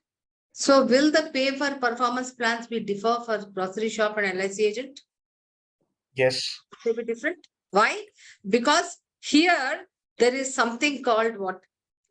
If he stretches, he can. That job is such that if he stretches, there is a good scope for him to make more. But here, even if he stretches, he's not able to make more because there's a limitation in the job because only few people are coming in. Are you understanding the difference, guys? Yes. So why did I give this difference? Not many times as an HR head, I've been always questioned by the HR department and the finance departments, ma'am, why should we have the variable pays? We don't have the scope to make, right? We let the operation people only have, variable pay salaries. Yes, I totally agree. So therefore, if I have, say, for example, the percentage of variable pay here, 40%. And here also, if I have 40%, I'm sorry. Here also, if I have sure. And here also, if I have 40%, do you think I'm making a good design?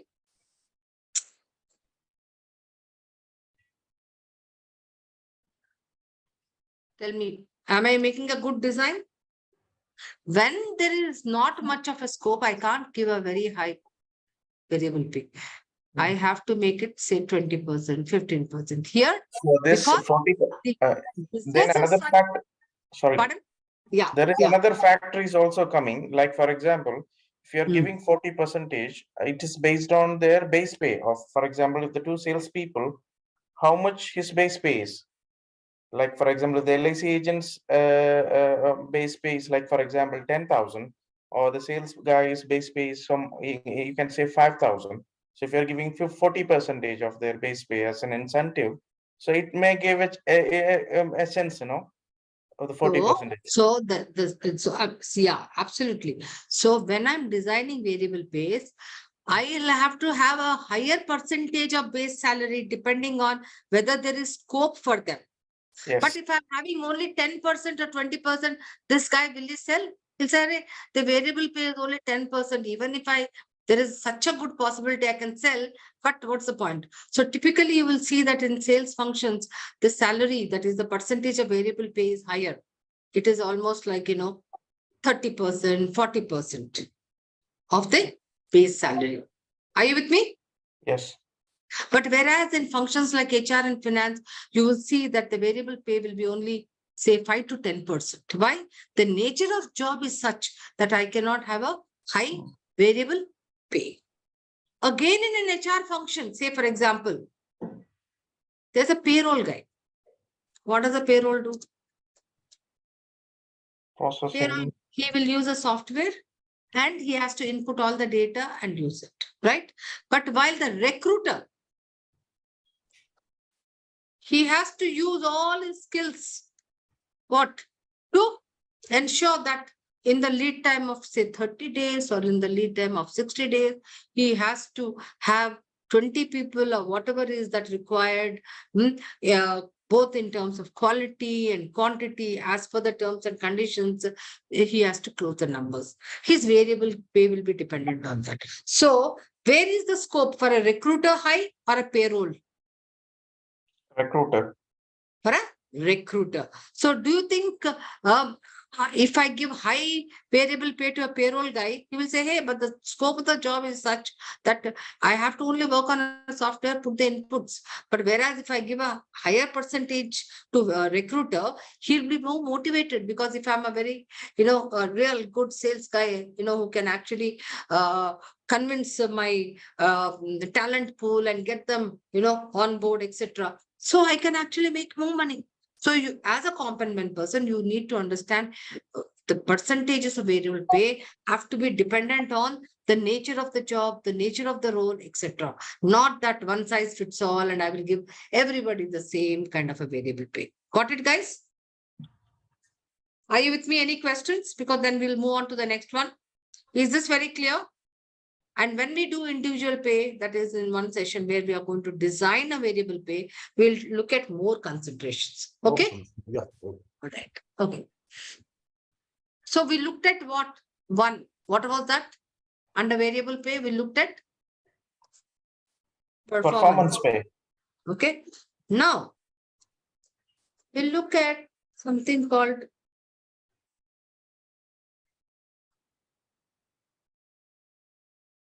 we call it as merit pay, or we'll first call it as skill-based pay. What is skill-based pay? Have you heard of this? SBP? Oh, sorry.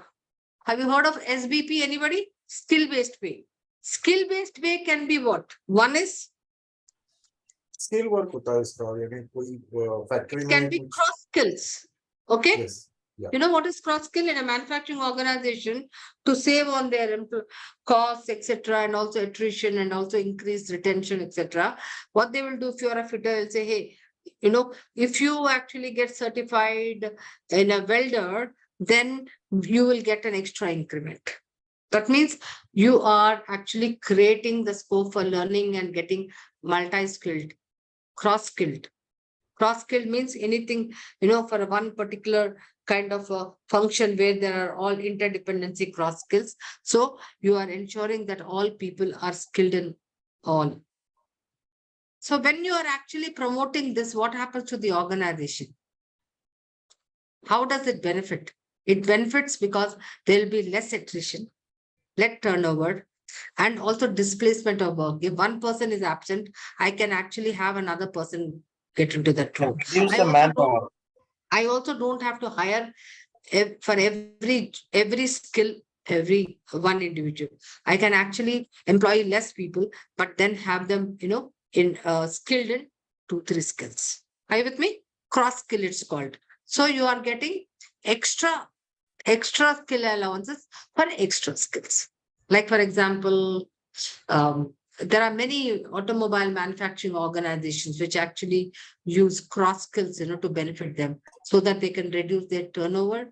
They can also increase their employability, etc. Okay, guys? Any further clarification on this? So Nirmala, just a question, sorry, if my understanding is right, in terms of cross-skilling, does that indicate that one person can do 2 to 3 people's job into multiple disciplines? Is that? Example, especially cross-selling. Say, for example, if you are from an IT company, if you can be a coder, and I'll also say you can also be a quality person. Okay. But you can also have coder certifications, and you also can be a quality certified person. Okay. Now, it doesn't mean that I'm doing both the things, but sometimes what happens when there is a person who is not there, you can step into that person as a quality person. It helps. You are not doing 2 jobs at the same time, but the organization gets the benefit of, if somebody is absent, then you can easily get another person to do that job. But if you don't have the skill set at all, then what happens to the job? It does not get done. Are you with me? Yeah. Huh? Yeah. Yes, And that and is why we promote cross-skilling. Yes, Oh, Nirmala, what you are understood. saying is exactly right.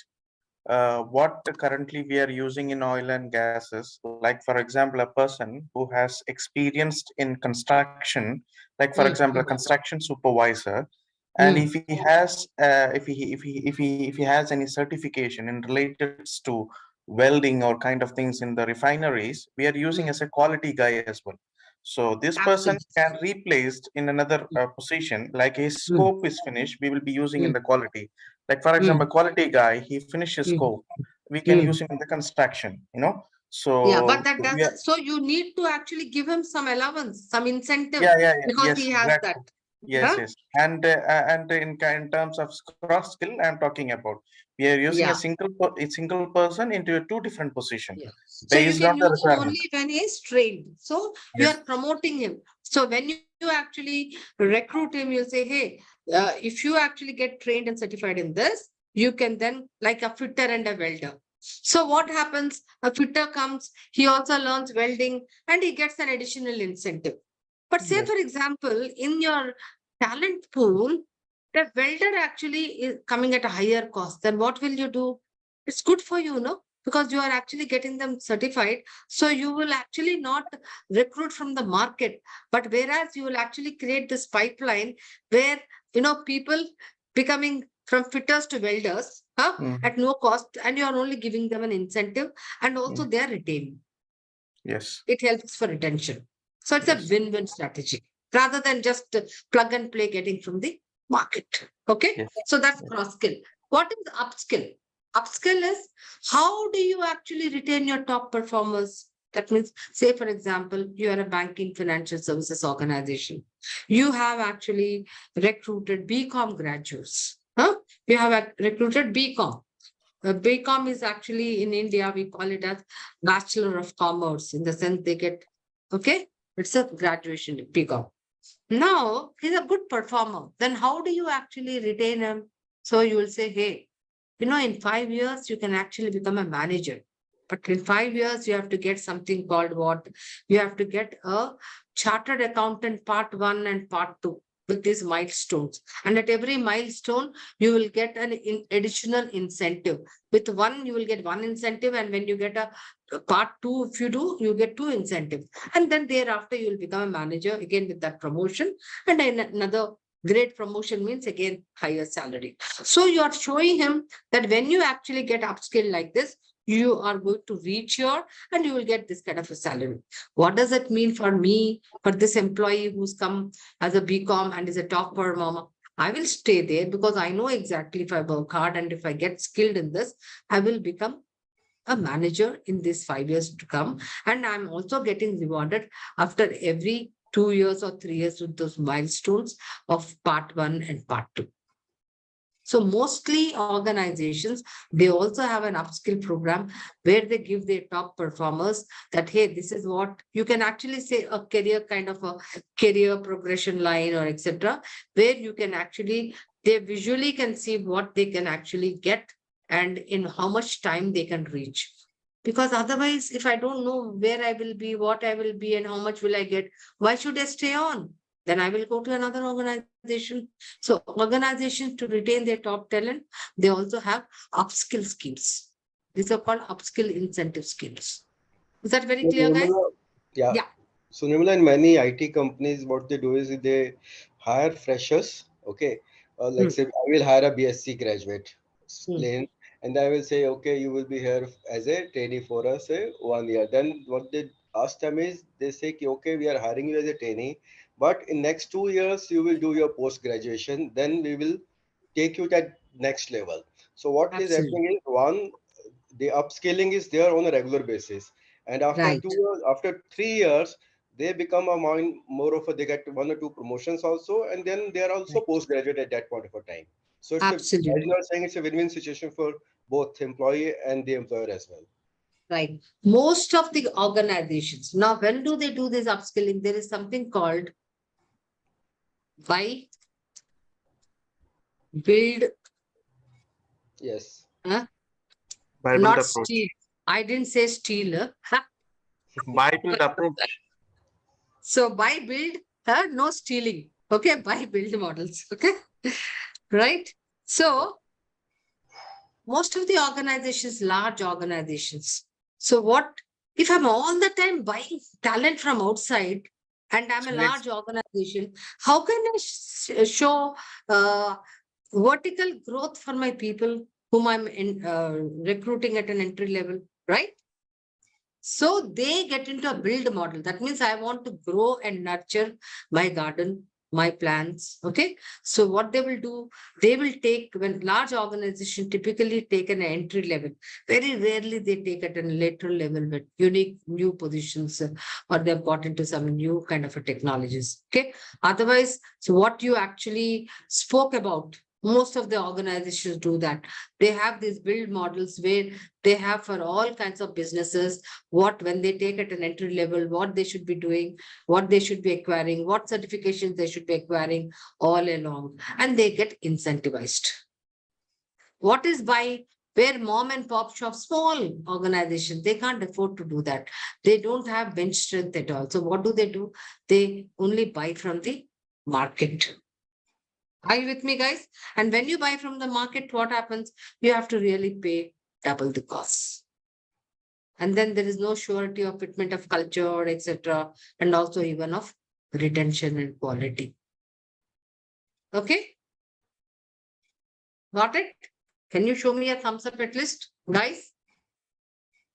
No thumbs up, nothing. Let me see, where are you guys?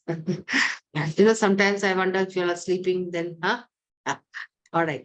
The next one. So we talked about performance, we talked about skill-based base, which is called cross-skill and upskill. Now, let us talk about hardship. I'm sure all of you heard about hardship. Now, the least very, very easy example to showcase is two call center employees, one working in the daytime, one working at nighttime. So the guy who works at nighttime gets a night shift allowance because he's actually working at a time, there is some kind of hardship there. So you are getting a night shift allowance. It's a variable pay. It is not added to his base salary. Okay. The moment he gets shifted to day, the night shift allowance ceases to be, he won't be getting it. It ceases. Are you with me? Can you think of hardship allowances any in your organization? hazardous allowance. Pardon? Hazardous allowance. Yeah, hazardous allowance, absolutely, especially in, oil and gas, because I've really worked in this IOC and all that. Oh, they get a lot of rig allowance, crane allowance, because of certain kind of conditions they are working with. If you work in a Offshore blast allowance. furnace, if you're working in a blast furnace, you get that allowance, right? Huh? Yes, offshore allowance. Offshore allowance, absolutely. Offshore allowance, deputation allowance, teller allowance. So these are all allowances which you may say, but why are they not adding it to the salary? Because the moment you are shifted from that, then you don't have to pay that. Okay. Yes. But there are organizations like some BPOs or where they work only in the night. Then there's nobody working at daytime. So in such a scenario, what happens then? The entire, even the shift allowance, everything is actually, taken care of, factored into the base salary itself, because it becomes a part of the salary. There is nothing like, they are actually, so the entire organization works only at night. Then why? Because if I have too many kind of these differences, for the payroll person also, it becomes very difficult to manage. So you need to have some kind of a discipline there. Okay. So very clear about hardship. Anything which is over and above you're doing, you get some kind of a hardship. And the moment you stop doing it, it ceases to be given. Now, the fourth kind of a variable pay is called, it's also called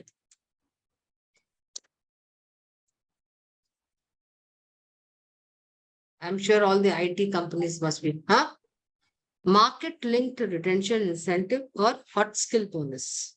What is this? Say, for example, suddenly in the market, I'm working and I'm actually using a lot of cloud computing kind of skill set.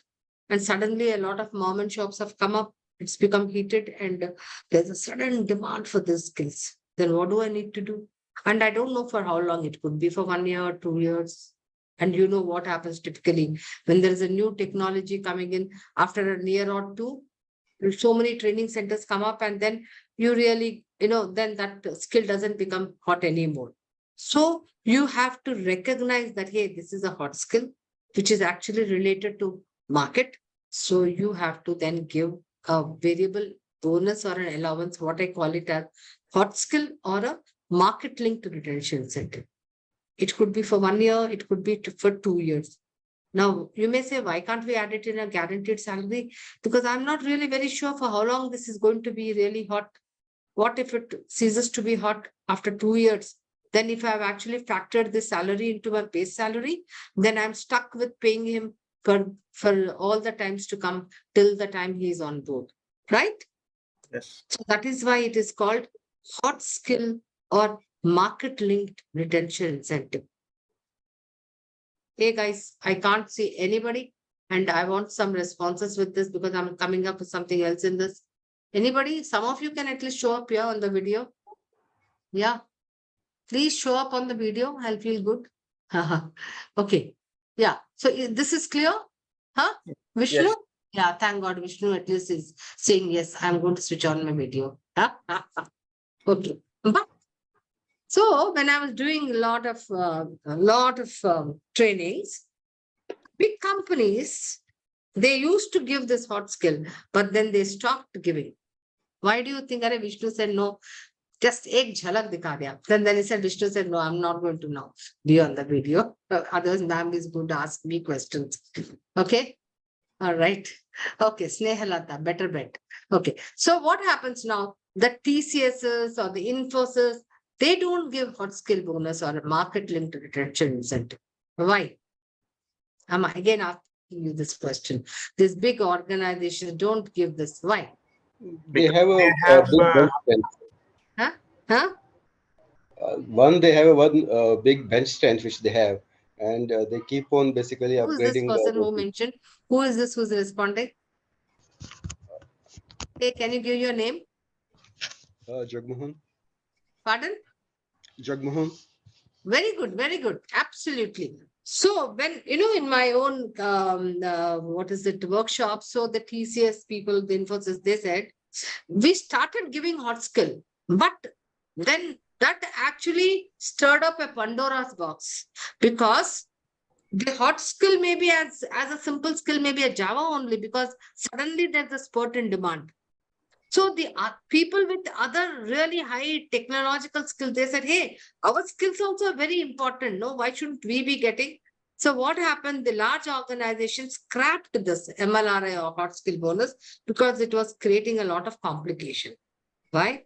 Then they said, we will ensure that, this problem is solved. So as Jagmohan said, large bench strength. The small mom and shops don't have bench strength, but these guys have bench strength.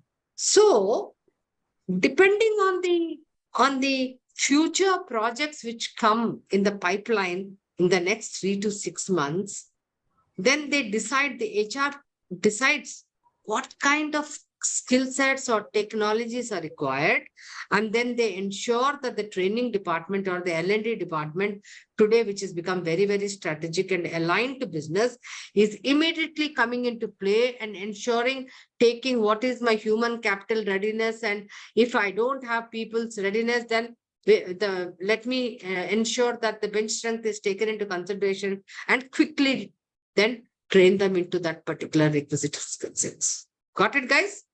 So the bench strength people are trained in the future readiness skill sets so that there is never a situation which arises as to creating, maybe very rarely it could be, but they plan in such a way. Are you with me, guys, now? Why do you think now large organizations do not? Because bench strength people don't get variable pay. I hope you know, all of you know. They only get guaranteed pay. So they are all the time thinking, hey, if I'm going to be for the longest time on the bench, then, I'm actually not getting my variable pay. My income is getting reduced. And also my experience is getting nil. So in order to motivate these people, when they finish their projects and they're on the bench, then the organizations ensure that they are getting trained in the requisite skills to keep their human capital readiness index high. Are you with me now?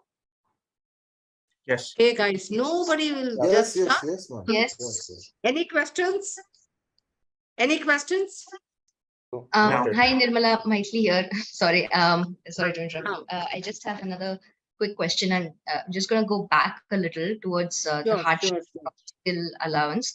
Yeah. So the company that I work for, LabCorp, it's a pharma company, and Mm. we've got something called as a hybrid role. So we've got specimen as accessioners and couriers. So they perform the role of accessioning, like specimen labeling, etc. And they also perform logistics work. So for both these together, they either have a day shift, mid shift, or night shift, Mm. but they receive hardship allowance, not the Mhm. cross skill allowance.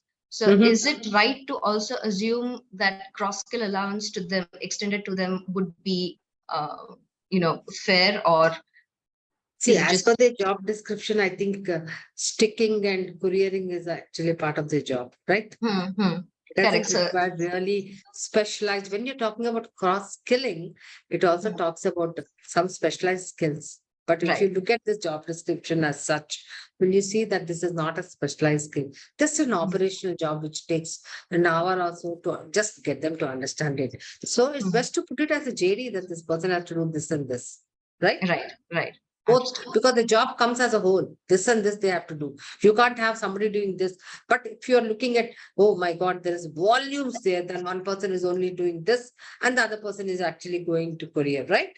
That is Mhm. something which you have to look at it. Because if it's volumes, no? Right. Understood. I follow you. Scale and scope of the job. Hmm? Got it. Okay.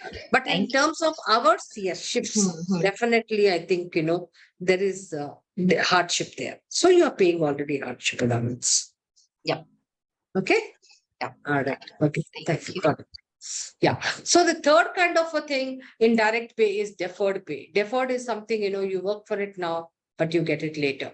Okay. Something like stocks. So you are promised stocks and you can actually, but take some time. There is something called you get a letter, okay, you can get these stocks for at this price, etc. But they're typically used for retention tool. It's a retention tool. And then you can purchase them after 1 or 2 years as per the letter.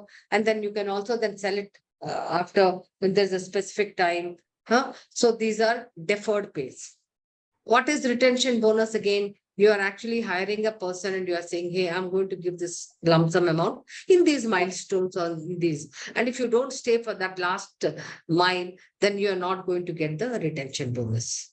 I mean, the entire amount. You may be getting whatever the amount in those installments. But the highest percentage of retention amount is in the last stage. So retention could be for 3 years, it could be for 5 years.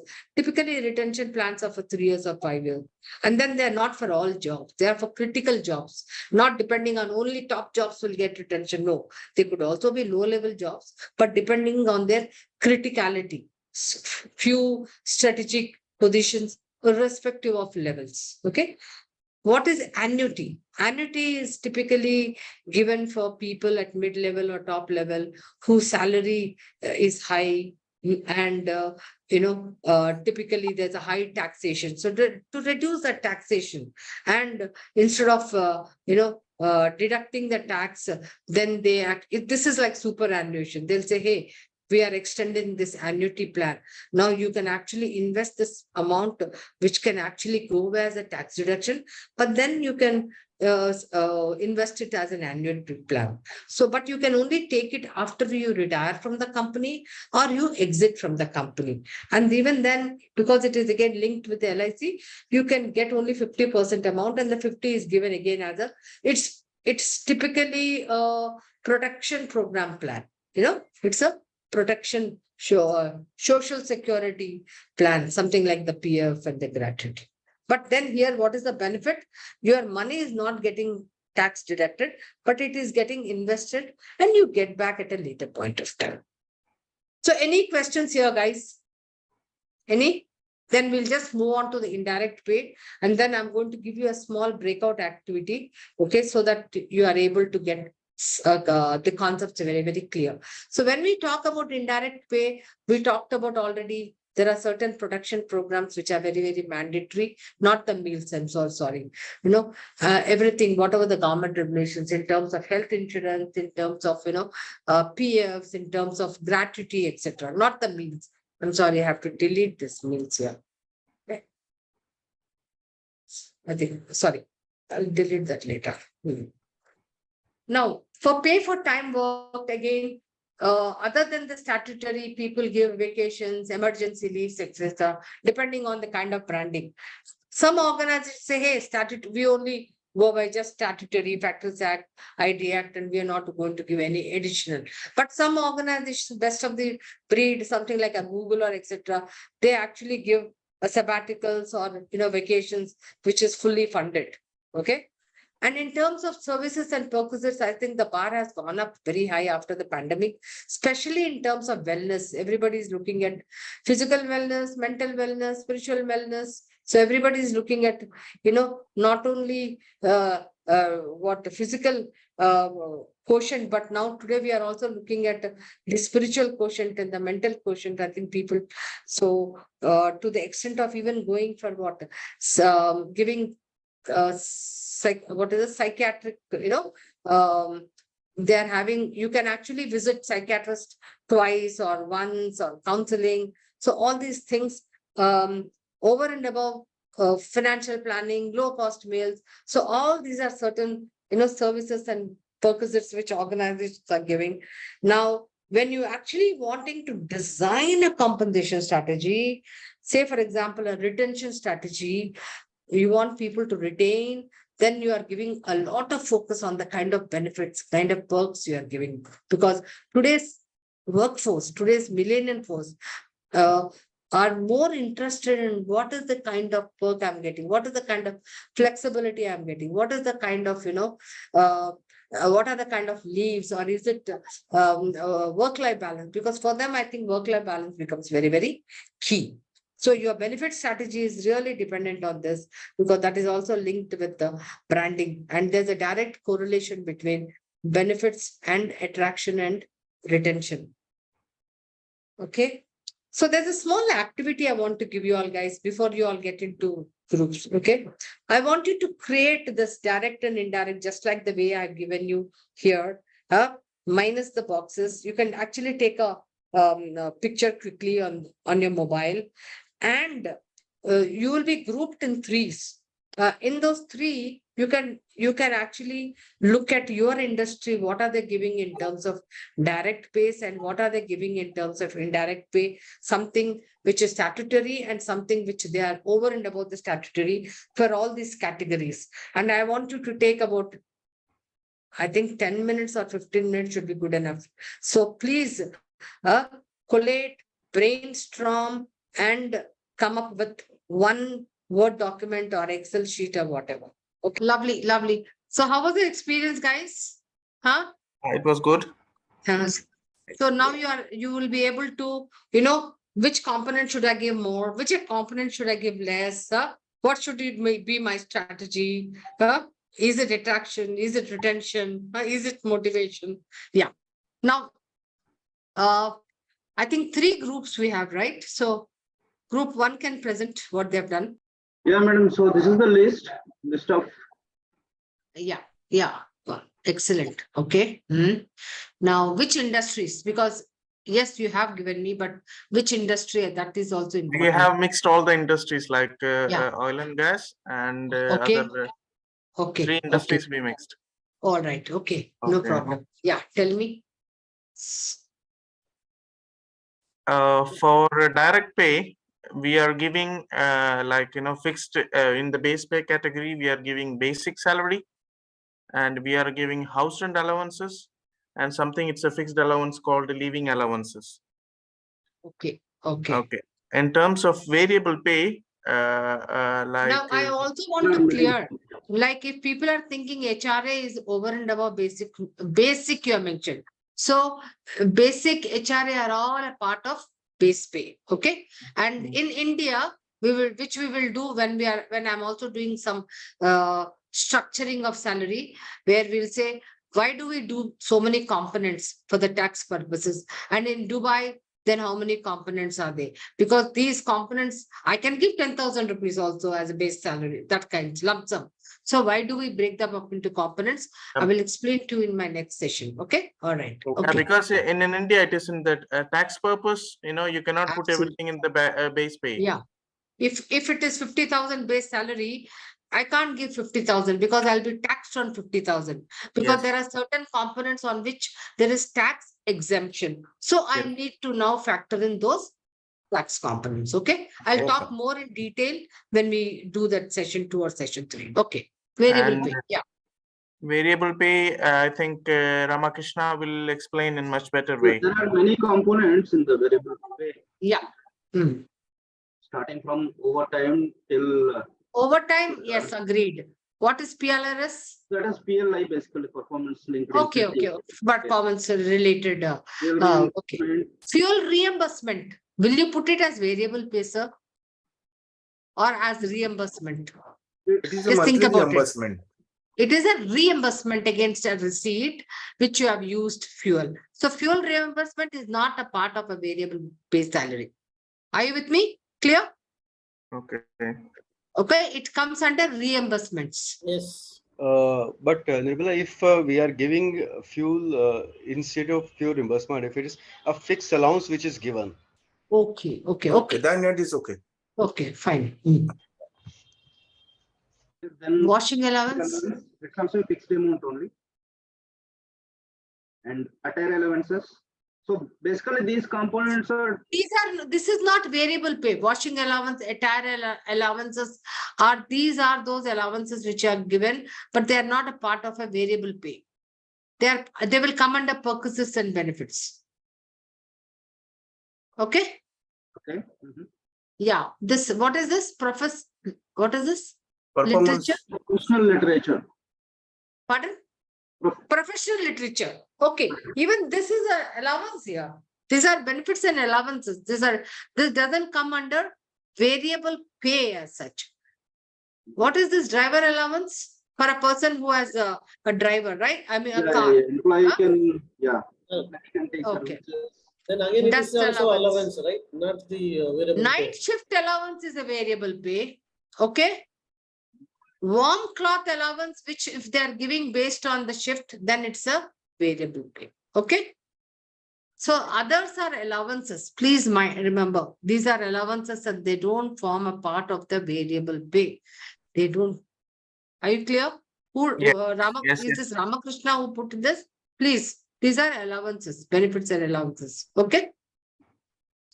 And we have a retention bonus as well. Other deferred pay. Okay. Yeah, Right. yeah, we have, and we are, it's a direct Medical pay insurance. Hmm. medical insurance. We have workman compensation, Mhm. and we have gratuity or end of service benefits. Okay. And Vishnu said that they have some additional gratuity Gratitude. allowances. Okay. And Medical insurance, this is personal accident policy. GPA is CPLI, group. Personal accident and personal insurance. accident, Okay. Okay. Hmm. this is term life, GTLIS. Yeah. Hmm. critical illness. Okay. And overseas travel insurance. Right. Okay. Okay. And pay for time, you all have vacations, sick leaves. Okay. Holidays, compensatory offs. Right. yes, Yes. Okay. Okay. Free meals, recreation facilities, transportation, air ticket, car lease, okay, quarantine leave, okay, visa expenses, telephone reimbursements, okay, free. So here you can also write your, what is it? and this Attire allowances, attire washing travel allowances. allowances, Yes. yeah, home loan, EMI subsidy. Okay, great. All right. Okay, good, good. Now, why I made you do this is to understand that in the context of your own organization, your own industry, you can then say, hey, what benefits are going to actually motivate? Do you want for motivation? Do you want for attraction? Or do you want for retention? So depending on that, you will then understand which benefit, which perk, what is it, how do I divide my direct pay, more of direct pay or less of direct pay, and more of indirect benefits. All this you will actually design then. That is called a pay mix. Okay, guys? Okay? Yeah. Yeah. Let's come to the second one now. So we've managed to come up with as much as we could, combining all of our industries.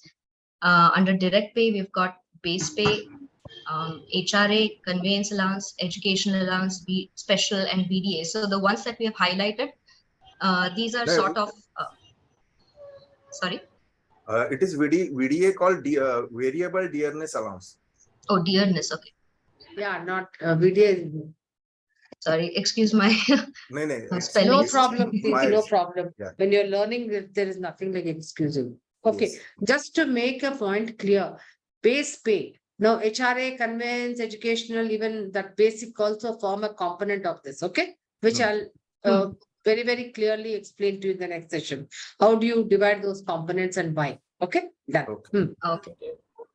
Then variable pay, we've got the hardship allowance, performance pay allowance, niche skill pay. So this is, for instance, in the pharma industry. Yeah, we've got cytotechnologists or histotechnologists where these have niche skills, so they get an additional equity placement. Hmm. Then commission pay for sales staff, let's say, for instance, Right. or anywhere where you've added extra efforts. In that area, finance, accounting, sales, that they have their commission pay. Then expatriate allowance, I think Sagar or Faisal. Fazil, it is Fazil. Like I explained here, the expatriate allowance. This is, for example, for international staff we pay. If their home country is different than their work location, they are eligible for the expatriate allowance. As like Yeah, ours because is in ECRISAT, you have a lot of expats coming in, right? yeah, yes, yeah, that's right. Go Okay. on, Maithili. Thank you. Then bonus and ex gratia, I think Sagar can weigh in on that. You've got these in your organization, right, Sagar? Bonus Yes. and Yes. And long service award also we are having after Yeah, five this years is a service. yeah, this is a lump sum award kind of a thing, right? Yes. Okay. And then deferred pay, we've got retention bonus or sign-on bonus, especially when there are acquisitions happening. We give a sign-on bonuses, which is again split into biannually or a 6-month period, etc. And retention bonuses for such staff who may not have niche skills, but again, we have to extend that to them. And stock purchase for the executive committee who are coming on board. Okay. Because when we talk about retention bonuses or sign-on bonuses, again, it depends. It's very, individual to individual organizations, depending on, supply and demand situation. Some organizations may give sign-on bonuses, some may not give, some may give only for critical positions, some may give only for critical strategic positions, retention bonuses. Right. So it's very discretionary. Okay. Yeah. All right. Then moving on to indirect pay, we've got under protection coverage, the usual statutory ones, life insurance, mediclaim, accidental, social security coverage, pension PF, and this is again optional. We were not sure if it comes under protection or NPS. So we just wanted to make sure that this is rightly placed. Yeah, NPS is again very optional. Yeah. Okay. And then time for pay for time not worked. We've got leave of absence, sick leave, emergency, bereavement leave, statutory holidays, maternity, paternity, adoption leave, surrogacy leave. Then in LabCorp, we have the same-sex marriage and adoption leave. And who's giving same-sex marriage here leaves? LabCorp. So, ICRISAT? yeah, for ICRISAT? No, not ICRISAT, not ICRISAT. Okay. So we're promoting diversity across globally. Yeah, I know. So that's becoming a big issue anyway. Yeah. And then services and perquisites, we've got Sodexo, meal coupons, financial planning, salary advance loans, education loan, mileage reimbursement, and car lease. Car leases also. In fact, Sodexo, because it also gives you a tax exemption, Yes. So most of the organizations have a Sodexo. Yes. Because it gives you the tax exemption of 150 per meal, 100 rupees per day, and so you can take vouchers to that extent. Okay, good job, guys. Very good job. Please, yeah, you can actually give a great applause to yourself. The direct pay, what we have done is we have written basic salary, HRA, special allowance, car or fuel allowance. So LTA and bonus, and bonus. Which is the base salary gets bonus. broken down into all components. You've written some of the components. Okay. Right. And under the variable, it is variable against the Target. targeted performance. Yeah. And then the deputation Variable allowance. pay based on performance and other deputation allowance. Deputation Okay. allowance. Does Okay. I have a point here, Nirmala. Does bonus comes under the base pay? I'm Sorry? not able to hear this person who's Fazil, does bonus comes under base pay? See, Yeah, it so is this bonus is pay- part of bonus act. So it's a It is compulsory. Statutory compliant bonus. for- Bonus Statutory comes bonus. with a variable pay, guys. Yeah. No, Not that is base statutory salary. bonus. Statutory bonus. That. So No. statutory bonus, where should you put that? See, It is a part Nirmala, of base pay. It's a part of base pay. yeah, Nirmala ma'am, This is this fixed. bonus is fixed at 20% in their organization. It's fixed at that yeah. percentage. In my organization, 8.33% of base salary. Okay. Let me see. When I get into deep down, I'll then get a statement of yours. Okay. Yeah. Okay. So in the deferred pay, we have kept this retention bonus, which we are paying to the people, basically, specifically Okay. from the point, which is over and above their salary. So we say, okay, Right. if you stay with the company for say 2 years, so you will Mm. get say X percentage of your total CTC after 2 years, Okay. but which is not part of their salary. Right. And in the indirect salary, in the protection program, it is medical insurance, group personal accident, provident fund, workman compensation, term insurance, gratuity, and employee state insurance for this ESIC. All these things. Some are mandatory, absolutely mandatory. Right. And then in the pay for time not worked, so it's consolidated leaves, block leaves, privilege leave. Somebody's Voting day written leave. voting day also. Yeah. Yep, So it's absolutely. You have study to give leave, them leave on that day. Yeah. right? So it's Study study leave, leave. maternity leave, paternity leave, bereavement Okay. leave, holidays. Yeah. And in the services and privileges, it's contained facility, subsidized or free food, nearest station pickup and drop, interest-free loan, vehicle facility, house facility when the person is on a deputation period. Great. See, also like here in your pay for time night not worked, some of them are statutory. That means you have no choice but to comply with it, like a maternity leave or Right. like a voting day, you have to go, privileged leave. Okay. But say study leave, it is not, but Touches most it. of the government organizations give study leave, if you know. Right. Okay. Yeah. But there is nothing like a mandatory, as per the statutory law, it says that you have to give this person study leave as such. Okay. Right. All right, guys. Excellent. I think all of you, yeah. Yeah, now you can actually close the thing. All right. I think all of you have done a very, very good job.